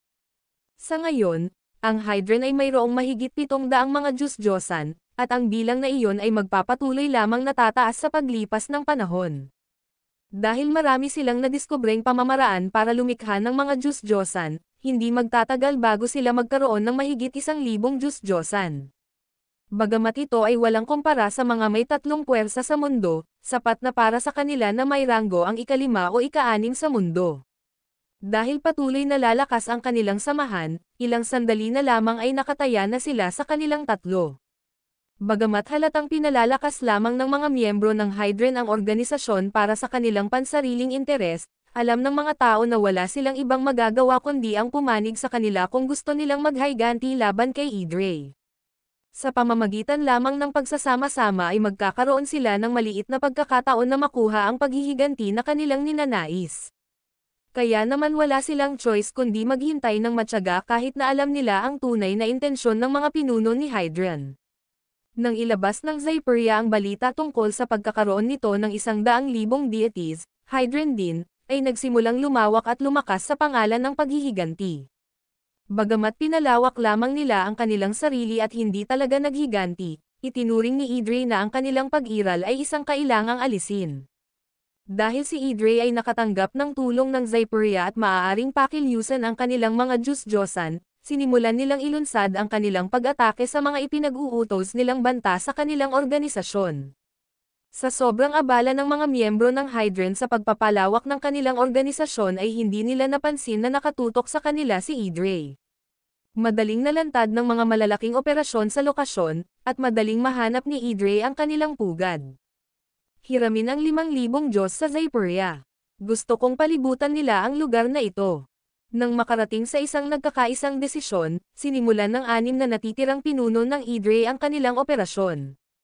Noon, ang Zyperia ay maaari lamang magbigay sa kanila ng 800 mga Diyos-Diyosan upang pigilan ang pabuya ni Levi. Gayunpaman, hindi na iyon ang kaso dahil maaari na nilang pakilyusan ang libu-libong mga Diyos-Diyosan. Matapos magsagawa ng kanilang pagsasaliksik sa Hydran, alam na nila na kailangan lang nila ng 2,000 deities para maalis ang Hydran. Gayunpaman, nagpasya silang pakilyusan ang 5,000 mga Diyos-Diyosan para sa kapakanan ng pagpapadala ng isang makapangyarihang mensahe. Natural, kaagad na pumayag si Zyperia sa kanila dahil makakatulong ito na ipakita sa mundo kung gaano sila kalakas. Para sa kanila, ito ay isang perpektong plano na magdadala sa kanila ng mahusay na mga bagay na may maliit o walang gastos. Kaya lang, ang 6 na pinuno ng Idre ay nagtungo kasama ang 5,000 Diyos-Diyosan. Ang buhay ay nang dati sa isla habang ang mga tao doon ay patuloy na natutulad sa kung paano nila palalakasan ang kanilang samahan pati na rin ang kanilang mga katawan. Iyon ay lalo na ang kaso sa 7 gumagawa ng desisyon na nahuhumaling sa kanilang kapangyarihan at pag-aatas. Ang video na ito ay edited by Urban Storytelling. Kabanata 3,075. Napapaligiran ng 5,000 Diyos. Sa loob lamang ng maikling panahon, ang Hydran ay naging napakalakas na ito ay kapantay ng mga nangungunang bansa sa mundo. Sa kanilang 7 ganap na kontrol, naniniwala sila na ang organisasyon ay maaaring umunlad ng napakahusay hanggat hindi nila guluhin si Idre. Little did they know, Idre would take the fight to them instead. Mag-toast tayo sa mahusay na tagumpay ng ating organisasyon. Ang 7 gumagawa ng desisyon at ang kanilang mga inapo ay pawang nagtaas ng kanilang mga salamin sa kanilang pagdiriwang ng kanilang tagumpay. Ang Zyperia na mayroong 100,000 deity ay nagbigay lamang sa kanila ng dahilan upang palakasin at palawakin ang Hydran. Sa ganoong paraan, hindi na nila kailangang gawin ng patago sa likod ng mga mas matinding miyembro na gusto lang makaganti kay Idre. Boom! Biglang yumanig ang isla na para bang nakararanas ng lindol. Napakalakas ng mga panginginig ng boses na para bang mababaligtad ang isla. Kaluskos. Boom! Umalangaw-ngaw ang tunog ng kulog habang binalot ng nakakatakot na aura ang buong isla. Ito ay maaaring ilarawan ang isang di nakikitang puwersa na dinadala ang bigat ng lahat ng mga bituin sa kalangitan. Ang tindi nito ay napakalakas kaya maraming tao ang nagsimulang malagutan ng hininga dahil dito, at ang ilan sa kanila ay napaluhod pa dahil dito. Napakalaki ng kaguluhan na tila sumasailalim sa apocalypse ang isla. Nagkaroon ng kaguluhan sa lahat ng dako. Anong nangyari? Anong nangyayari? Ang mga gumagawa ng desisyon at ang kanilang mga kaapu-apuhan ay nagpapanik habang tumatakbo sila palabas upang tingnan kung ano ang nangyayari. Tingnan mo, bulas ng isang tao, na nagudyok sa iba na tumingin sa kanilang paligid. Ang mga figure ay nagsimulang lumitaw ng sunod-sunod sa himpapawid sa itaas, at ang pagdating ay sinamahan ng isang matinding aura na dumaan sa buong lupain. Ilang sandali pa, makikita ang malalaking barko na paparating mula sa karagatan. Ang bawat isa sa mga barkong iyon ay nagdadala ng toneladang tao na sakay, at bawat isa sa kanila ay isang Diyos. Sa mga barkong puno ng mga Diyos-Diyosan na papalapit sa lahat ng panig, walang matatakasan ang sinuman sa islang iyon. Maging ang mga kalangitan ay ganap na tinatakan ng Diyos-Diyosan, na labis na ikinatakot ng mga naninirahan sa isla. Ito ang unang pagkakataon na nakatagpo sila ng ganoon kalakas na kalaban, lalo na dahil sa liblib na kalikasan ng kanilang isla. Habang papalapit ang mga barko, mas makikita nila ang mga itim na kulay na bandila sa bawat barkong iyon. Ang simbolo sa mga watawat na may kulay itim na iyon ay walang iba kundi ang ginamit ni Idre. Ano ang laking gulat ng lahat nang makilala nila ang simbolo. Hindi ba yon ang simbolo ni Idre? Oo. Iyan ang mga bandila ni Idre. Ang mga Diyos ba na ito ay kasama ni Idre? Matapos kumpirmahin ni Idre ang sumunod sa kanila, nagpaliwanag ang mga mata ng mga miyembro ng Hydran na naghahanap ng paghihiganti dahil sa pananabik. Matagal na nilang gustong makaganti kay Idre, ngunit hindi nila magawa dahil tumanggi si Idre na umalis sa proteksyon ni Zyperia. Hindi sila nang ahas na salakayin si Zyperia para hanapin si Idre dahil natatakot sila na maapektuhan nito ang Hydran. Gayunpaman, nagbago ang mga pangyayari nang salakayin sila ni Idre sa isla. Sa pagdadala ng laban sa kanila, binigyan sila ni Idre ng pagkakataong makapaghiganti, kaya natural lang sa kanila na matuwa silang lahat. Gayunpaman, ang karamihan sa mga miyembro ng Hydran ay na-freeze sa takot at takot sa napakatinding aura sa kanilang paligid. Dahil sa katotohanan na sila ay nakikipag-ugnayan sa isang literal na hukbo ng mga Diyos-Diyosan, naging ganap na kahulugan para sa kanila na matakot. Ang mga gumagawa ng desisyon ng Hydran, sa partikular, ay talagang natakot. What the hell? Anong nangyayari dito? Bakit tayo inaatake ni Idre? Matapos itong pag-isipan, sa wakas ay naunawaan na nila ang sitwasyong kinalalagyan nila. Tama kami na huwag atakihin si Idre. Ngunit hindi ibig sabihin na hindi na sila magkukusa at sa halip ay atakihin kami. Ang ating pag-iral ay isang malaking banta sa kanila, kung tutuusin. Maaaring wala pa tayong nagawa sa kanila, ngunit ang ating organisasyon ay itinatag na may tanging layunin na makaganti sa kanila. Iyon lang ay sapat ng dahilan para atakihin nila tayo, hindi alintana kung nakagawa na tayo o hindi. Walang paraan para ipaliwanag natin ang ating paraan para makaalis dito.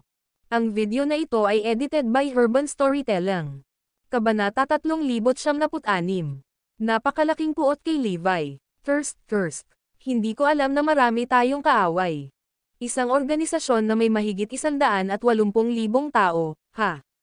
Siguradong matapang sila sa planong paghihiganti sa atin ng ganito. I bet karamihan sa kanila ay walang lakas ng loob na gawin iyon ngayon. Kahit na ginawa nila, ano ang posibleng gawin nila sa atin? Walang paraan na makakaganti sila. Nagtatawanan ang mga pinuno ng Idre habang nakatayo sa deck. Si Titanius, ang pangalawang pinuno ng Idre, ay biglang nagsabi, si Levi ang tanging tao na pumatay sa ating mga tao mula nang mabuo si Idre.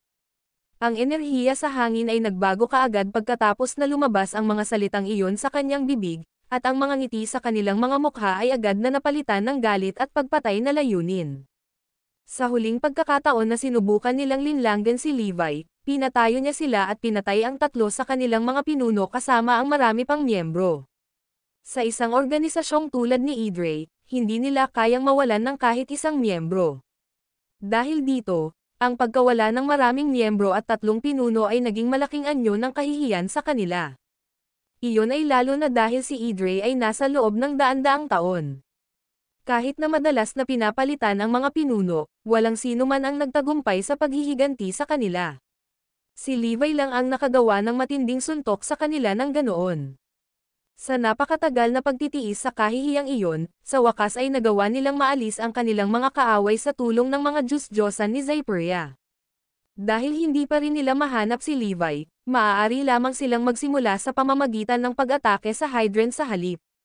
Levi, ikaw at ang mga kaanib mo ay mamamatay. Ganito ang mangyayari kapag ginugulo mo si Idre. Lasunin namin ang iyong anak hanggang mamatay sa harap mo bago gawin ang parehong sa iba. Ikaw ang huling mamamatay. Lahat ng mga pinunong iyon ay nagtanim ng matinding pagkapuot kay Levi, ngunit wala talaga silang panahon para isipin iyon nang huminto ang kanilang barko sa harap ng isla. Nang mapalibutan ang isla sa lahat ng panig, ang mga Diyos-Diyosan ay dahan-daang lumabas mula sa mga barko at naglakad pasulong. Sa kabila ng pagkakaroon ng 1 toneladang tao sa isla, sila ay higit na mahina kaysa sa mga Diyos sa lahat ng aspeto. Dahil dito, lahat sila ay natakot at napaatras lamang sa takot habang ang mga Diyos-Diyosan ay nagpatuloy sa kanilang pagsulong. Si Idre naman, iyan ang nangungunang pinuno ni Idre, Oedipus. At ang lalaking iyon doon ay ang pangalawang pinuno ni Idre, si Titanias. Ang mga gustong maghiganti kay Idre ay bumulalas nang makilala ang bandila nito at ang mga pinuno nito. Alam talaga nilang sinundan sila ni Idre. Gayunpaman, ang karamihan sa mga miyembro ng Hydrant ay natakot sa kanilang mga talino nang makita nila iyon.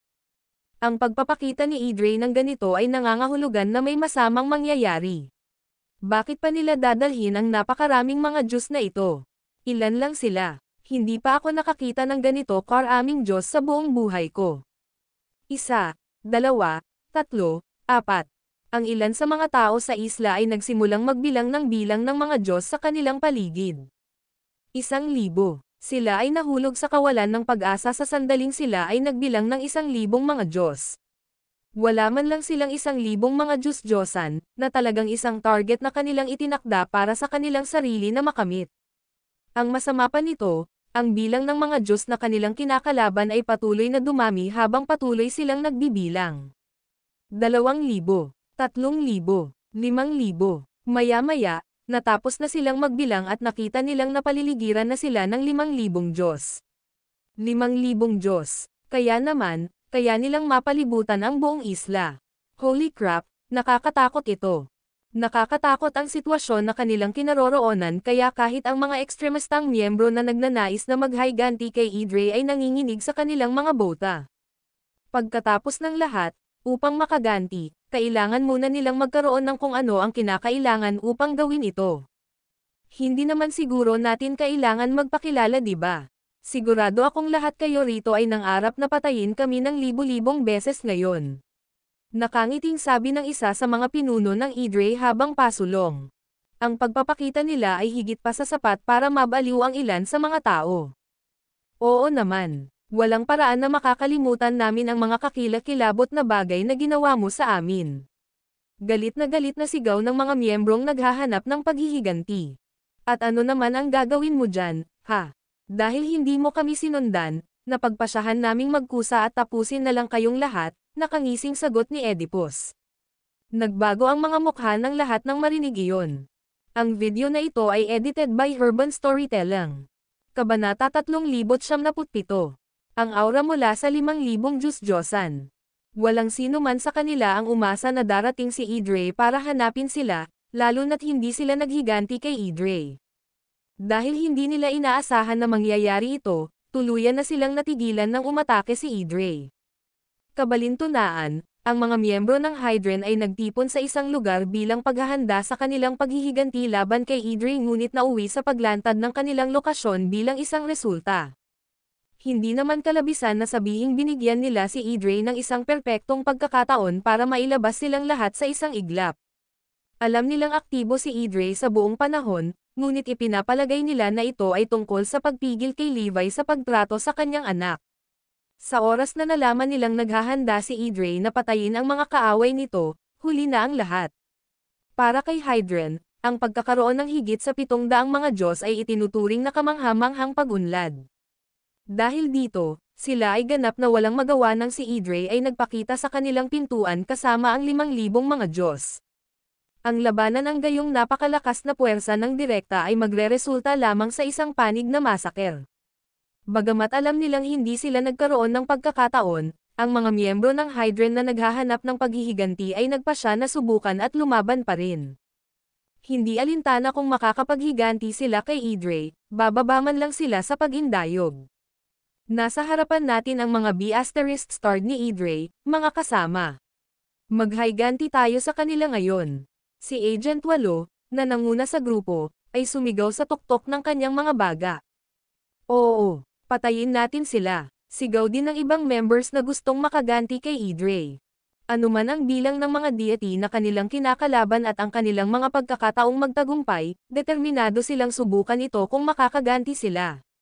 Napakagaling. Gusto ko ang fighting spirit mo.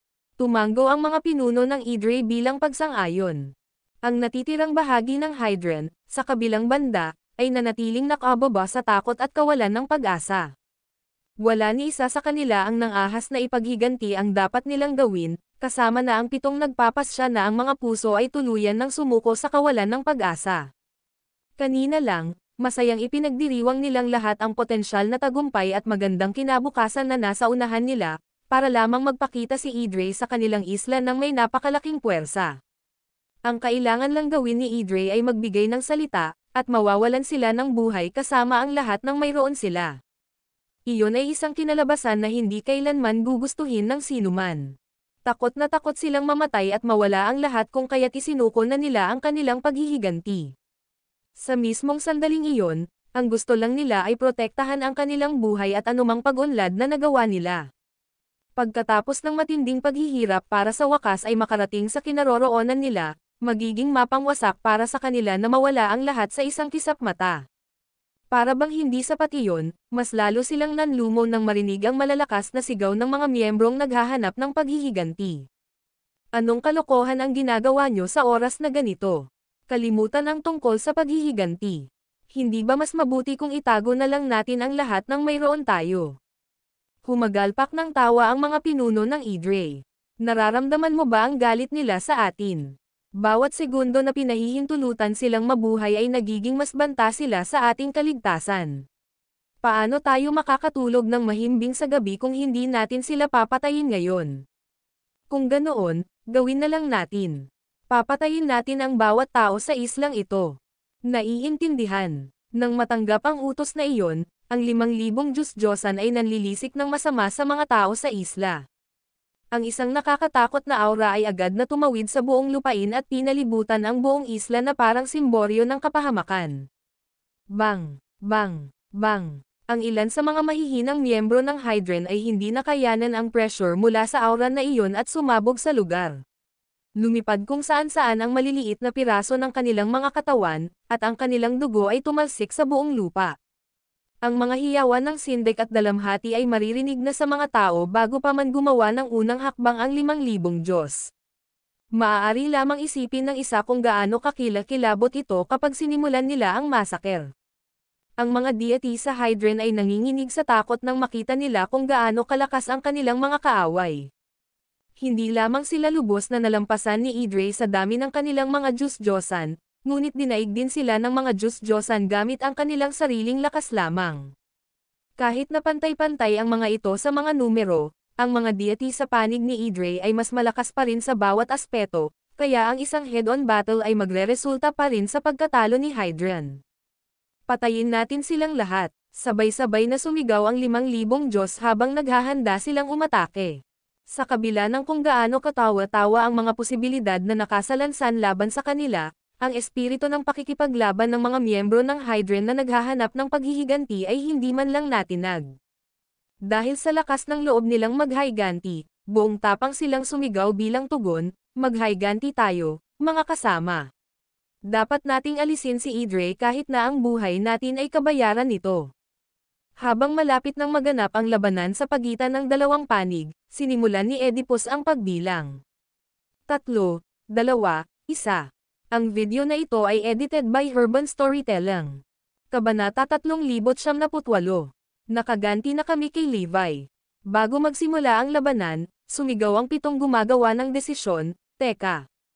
Ano ang mali? Ano ito? Naguguluhan silang tinignan ng mga pinuno ng Idre. Pwede ba nating pag-usapan ang mga bagay-bagay? Kaming 7 dito ay ang mga nagtatag at gumagawa ng desisyon ng Hydren. Gusto naming makisali sa isang negosasyon. Sabi ni Agent Isa. Oh, isang negosasyon. Nagulat ang mga pinuno ng Idre dahil hindi nila inaasahan ang ganitong pangyayari. Maging ang mga miyembro ng Hydren na naghahanap ng paghihiganti ay natigilan at natarante silang nakatingin sa kanila. Anong kalokohan ang ginagawa nila? Ano ang balak mong makipag-ayos? Hindi ba't gusto ninyong lahat na makaganti sa amin? Hindi ba't ang maliit mong organisasyong ito ay itinatag lamang para sa layuning iyon? Tanong ni Oedipus. Isang ngiti ang isinagot sa kanya ng 7 gumagawa ng desisyon. Hindi. Iyon ang una, ngunit sa huli ay sumuko kami sa paglipas ng panahon. At saka, wala kaming kahit anong kailangan para makaganti sa inyo. Oo. Isinasantabi ang katotohanan na ang Zyperia ay mayroong mahigit 100,000 mga Diyos-Diyosan para protektahan kayo, ang 5,000 mga Diyos-Diyosan dito ay higit pa sa sapat para durugan tayo ng lubusan. Sinubukan naming magpadala ng ilang tao para patayin kayo noong una, ngunit sa huli ay napagtanto namin na wala kaming anumang kailangan para makaganti. Matagal na tayong sumuko sa planong iyon. As you guys can see, all we want to do is develop as an organization. Hindi man lang tayo mangangarap na maghayganti. Nang marinig iyon, ang mga miyembrong naghahanap ng paghihiganti na gustong maghayganti ay nagprotesta, anong kalokohan ang sinasabi ninyo? Ibig mong sabihin nagsisinungaling ka tungkol sa paghihiganti sa buong oras na ito. Hindi mo man lang gustong maghayganti. Nagtawanan ang 7 nagdedesisyon. Mga bobo ba kayo? Maging tapat tayo dito. Sa tingin mo ba talaga makakaganti tayo sa kanila? Ngunit patuloy kang nagsasalita tungkol sa pagpapalakas ng ating organisasyon upang makaganti tayo kay Idre. Ang mga miyembro na naghahanap ng paghihiganti ay tumangging maniwala sa kanilang mga tainga. Tulungan ba ninyo kaming bumuo ng Hydren kung hindi namin sinabi iyon? Upang kusang loob ninyong palakasin ang organisasyong ito, kailangan naming bigyan kayo ng iisang layunin. Sa paraan ng mga bagay ay, ang 7 gumagawa ng desisyon ay hindi na nang ahas na magsinungaling tungkol dito. Nagpasya silang magsabi ng totoo dahil ito lang ang tanging paraan para maligtas si Idre sa kanilang buhay. Mga B***** kayo. Galit na galit ang mga miyembrong naghahanap ng paghihiganti nang mabalitaan nilang ginamit sila na parang gamit. Napansin na talaga nila ito minsan, ngunit ang kanilang narinig mismo ay nagalit sa kanila nang walang katapusan. Ang mga pinuno ng Idre ay nagkaroon ng talakayan sa kanilang sarili. Totoo ang sinabi niya. Ang organisasyong ito ay gumawa ng ilang mga pagtatangka sa pagpatay pagkatapos ng pagsisimula nito, ngunit hindi na ito nangyari pagkatapos noon. Tama na yan. Pinagmamasdan ko sila, at talagang makasarili nilang pinaunlad ang kanilang sarili at ang kanilang organisasyon sa ngalan ng paghihiganti. Hindi lang tayo naghihiganti kay Idre, kundi nakaganti rin tayo kay Levi. Nagpatuloy ang isa sa 7 gumagawa ng desisyon. Oh, talaga, natigilan ang mga pinuno ng Idre. Tama na yan. Hinahabol na namin si Levi simula nung nag-alok siya ng reward na yon. Kami ang nasa likod ng pagkasira ng record ng pagbabago ng dugo ni Redunst. Sagot ng isa sa 7 gumagawa ng desisyon. Ha. Ang mga pinuno ng Idre ay humagalpak ng tawa pagkatapos ng maikling paghinto. Palagi kaming nag-iisip kung sino ang sumire sa record ng pagbabago ng dugo. Kaya, lumalabas na si Hydren ang nasa likod nito. Ngayon na iniisip ko ito, Lahat ay may perpektong kahulugan. Hindi lang yan. Kami rin ang nanloko sa kanya ng 10 Millennium Snow Lotus. Nagpatuloy ang gumagawa ng desisyon. Hahaha, so kayo din ba yon? Nagtataka kami kung sino ang scammer na iyon. Natuwa ang mga pinuno ng Idre nang marinig iyon. Habang nagtatanim sila ng matinding sama ng loob kay Levi, ang pagkarinig ng anumang masama tungkol kay Levi ay nagdulot ng mga ngiti sa kanilang mga mukha. Nang maalala ang isang bagay, nagtanong si Titanies, kayo ba ang pumatay sa mga nagtangkang kunin ang gantimpala? Ang video na ito ay edited by Urban Storytelling. Kabanata 3,999. Ang mga laban kay Levi ay magkaibigan. Sabay-sabay na tumango ang 7 gumagawa ng desisyon. Tama na yan. Ginawa namin ang lahat sa aming makakaya para pigilan si Levi na pagalingin si Forlevius sa kanyang pagkalason. Nandoon din kami sa Magical Medicine Auction para pigilan siya sa pagkuha ng mahiwagang gamot. Nakikita ko. Kaya, kayo pala, pagkatapos ng lahat. Iniisip ko kung sino ang gumawa nun. Tao, kayong mga sigurado ay isang masamang grupo. Hindi ako makapaniwalang umabot kayo ng ganoon para lang pigilan siya sa pagtrato sa kanyang anak. Nakangiting bulalas ni Titanies. Tama na yan. Noon pa man ay sinisikap naming makuha si Levi.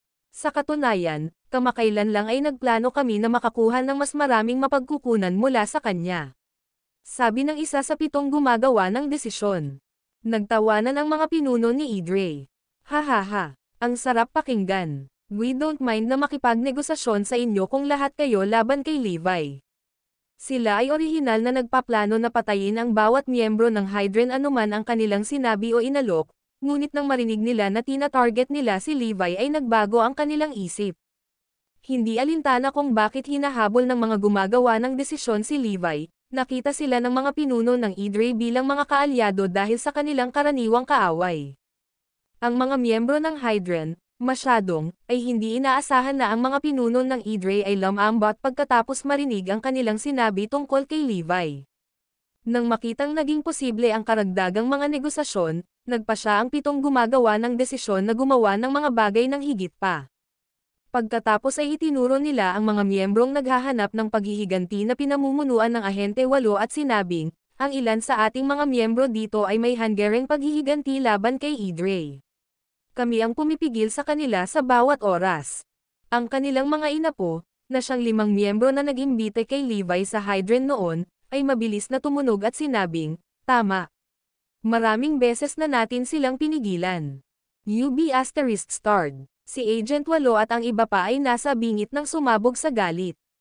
What the hell? Gaano sila kawalan GE? Hindi ako makapaniwala na inalok lang nila kami kay Idre para masigurado ang sarili nilang kaligtasan. Ito ay hindi katanggap-tanggap. Hindi pinansin ng 7 nagdedesisyon ang kanilang galit at nagpatuloy sa pagdila sa bota ng mga pinuno ni Idre. So, as you guys can see, we never intended to seek revenge on Idre, to begin with. Dahil lahat ng ito ay hindi pagkakaunawaan, hindi na natin kailangang tretuhin ang isa't isa bilang magkaaway. Napakadali para sa inyo na patayin kaming lahat. Hindi man lang tayo magtatagal ng 30 minuto laban sa 5,000 Diyos mo. Gayunpaman, higit na mahalaga ang buhay natin kaysa patay. Hindi naman kami maglalagay ng banta sa inyo. Natutuwa ang mga pinuno ng Idre nang makita nila ang kanilang mga kaaway na nagsisikap na patahimikin sila. Ang kapangyarihan ay tunay na hari sa mundong ito. Ang mga may dakilang kapangyarihan ay may kakayahang ibaluktot ang mga tuntunin sa kanilang kalooban. Malinaw na kinasusuklaman nila tayo, ngunit, narito sila, sinasabing hindi nila tayo kinasusuklaman.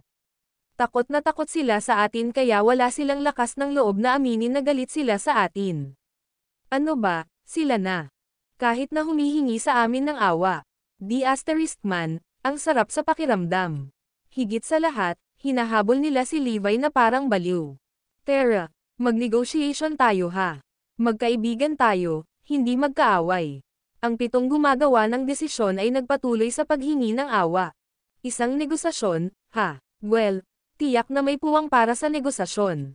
Gayunpaman, mayroon kaming napakalaking sama ng loob sa pagitan namin. Nasaktan namin ang mga miyembro ng pamilya at mga kaibigan ng bawat isa sa inyo dito. Paano mo matitiyak na hindi nila tayo hahabulin para maghiganti? Nakangiting sabi ni Oedipus.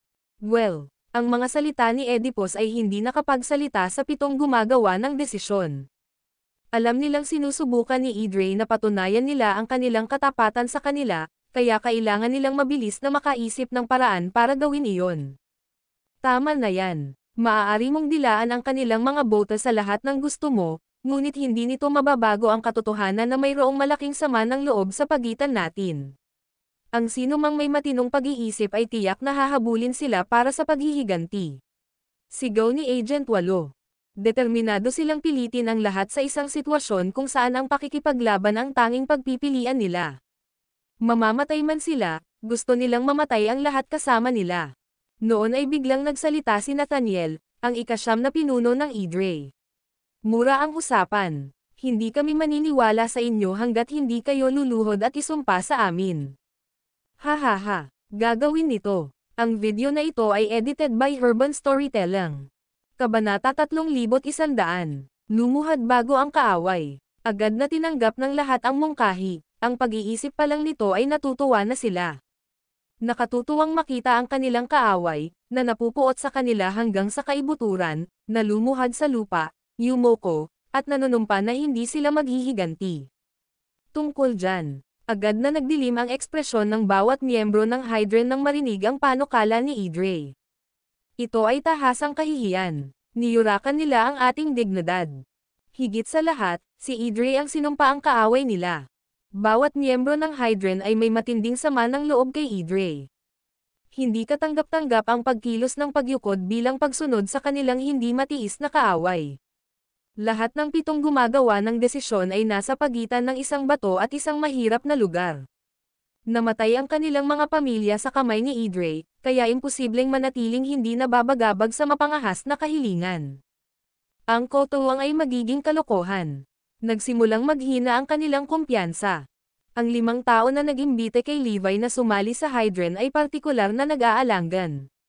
Nag-flashback sa kanilang isipan kung kailan nila kinukutya si Levi dahil sa pagiging duwag.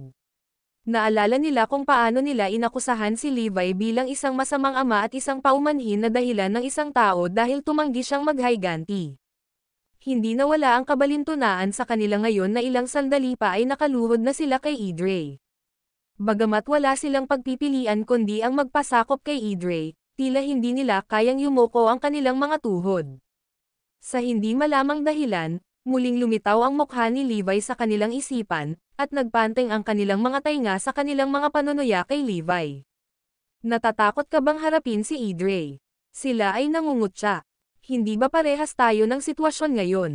Nasa harapan na namin si Idre, pero hindi lang kami gumaganti. Kailangan naming mag-grovel sa paanan nila.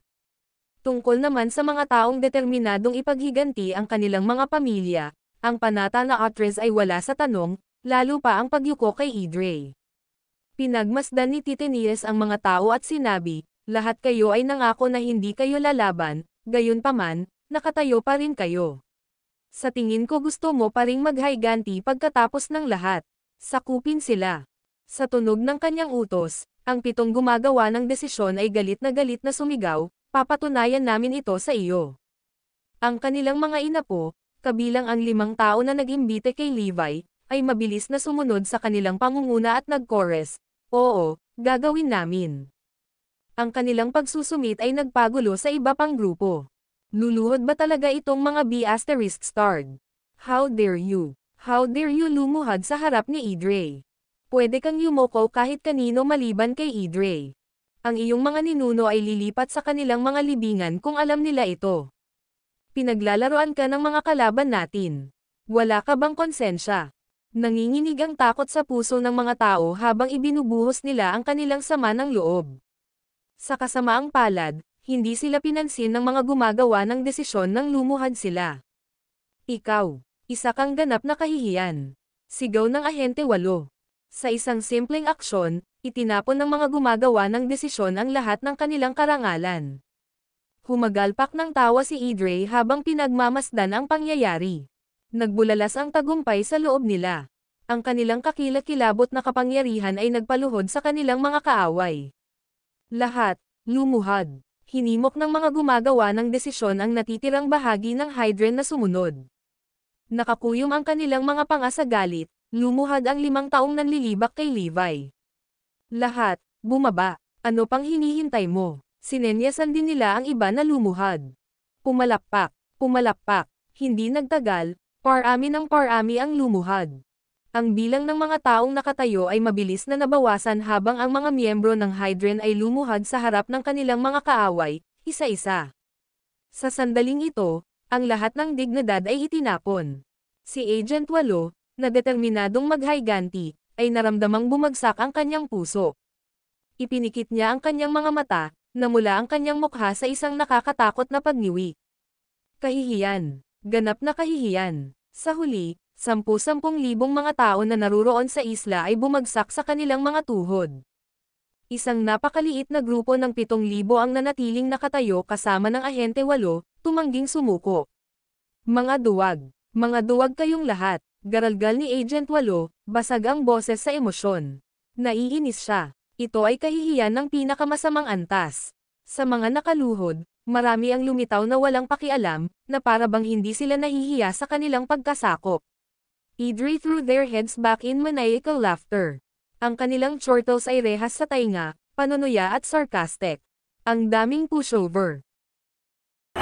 So yun lamang po mga master, sana patuloy niyo pa rin suportahan ang ating munting channel. At bago ko tapusin ang video ito, huwag niyo po sanang skip yung ads natin dahil malaking bagay na po yun sa ating channel. So maraming salamat sa pakikinig hanggang sa muli. Bye bye!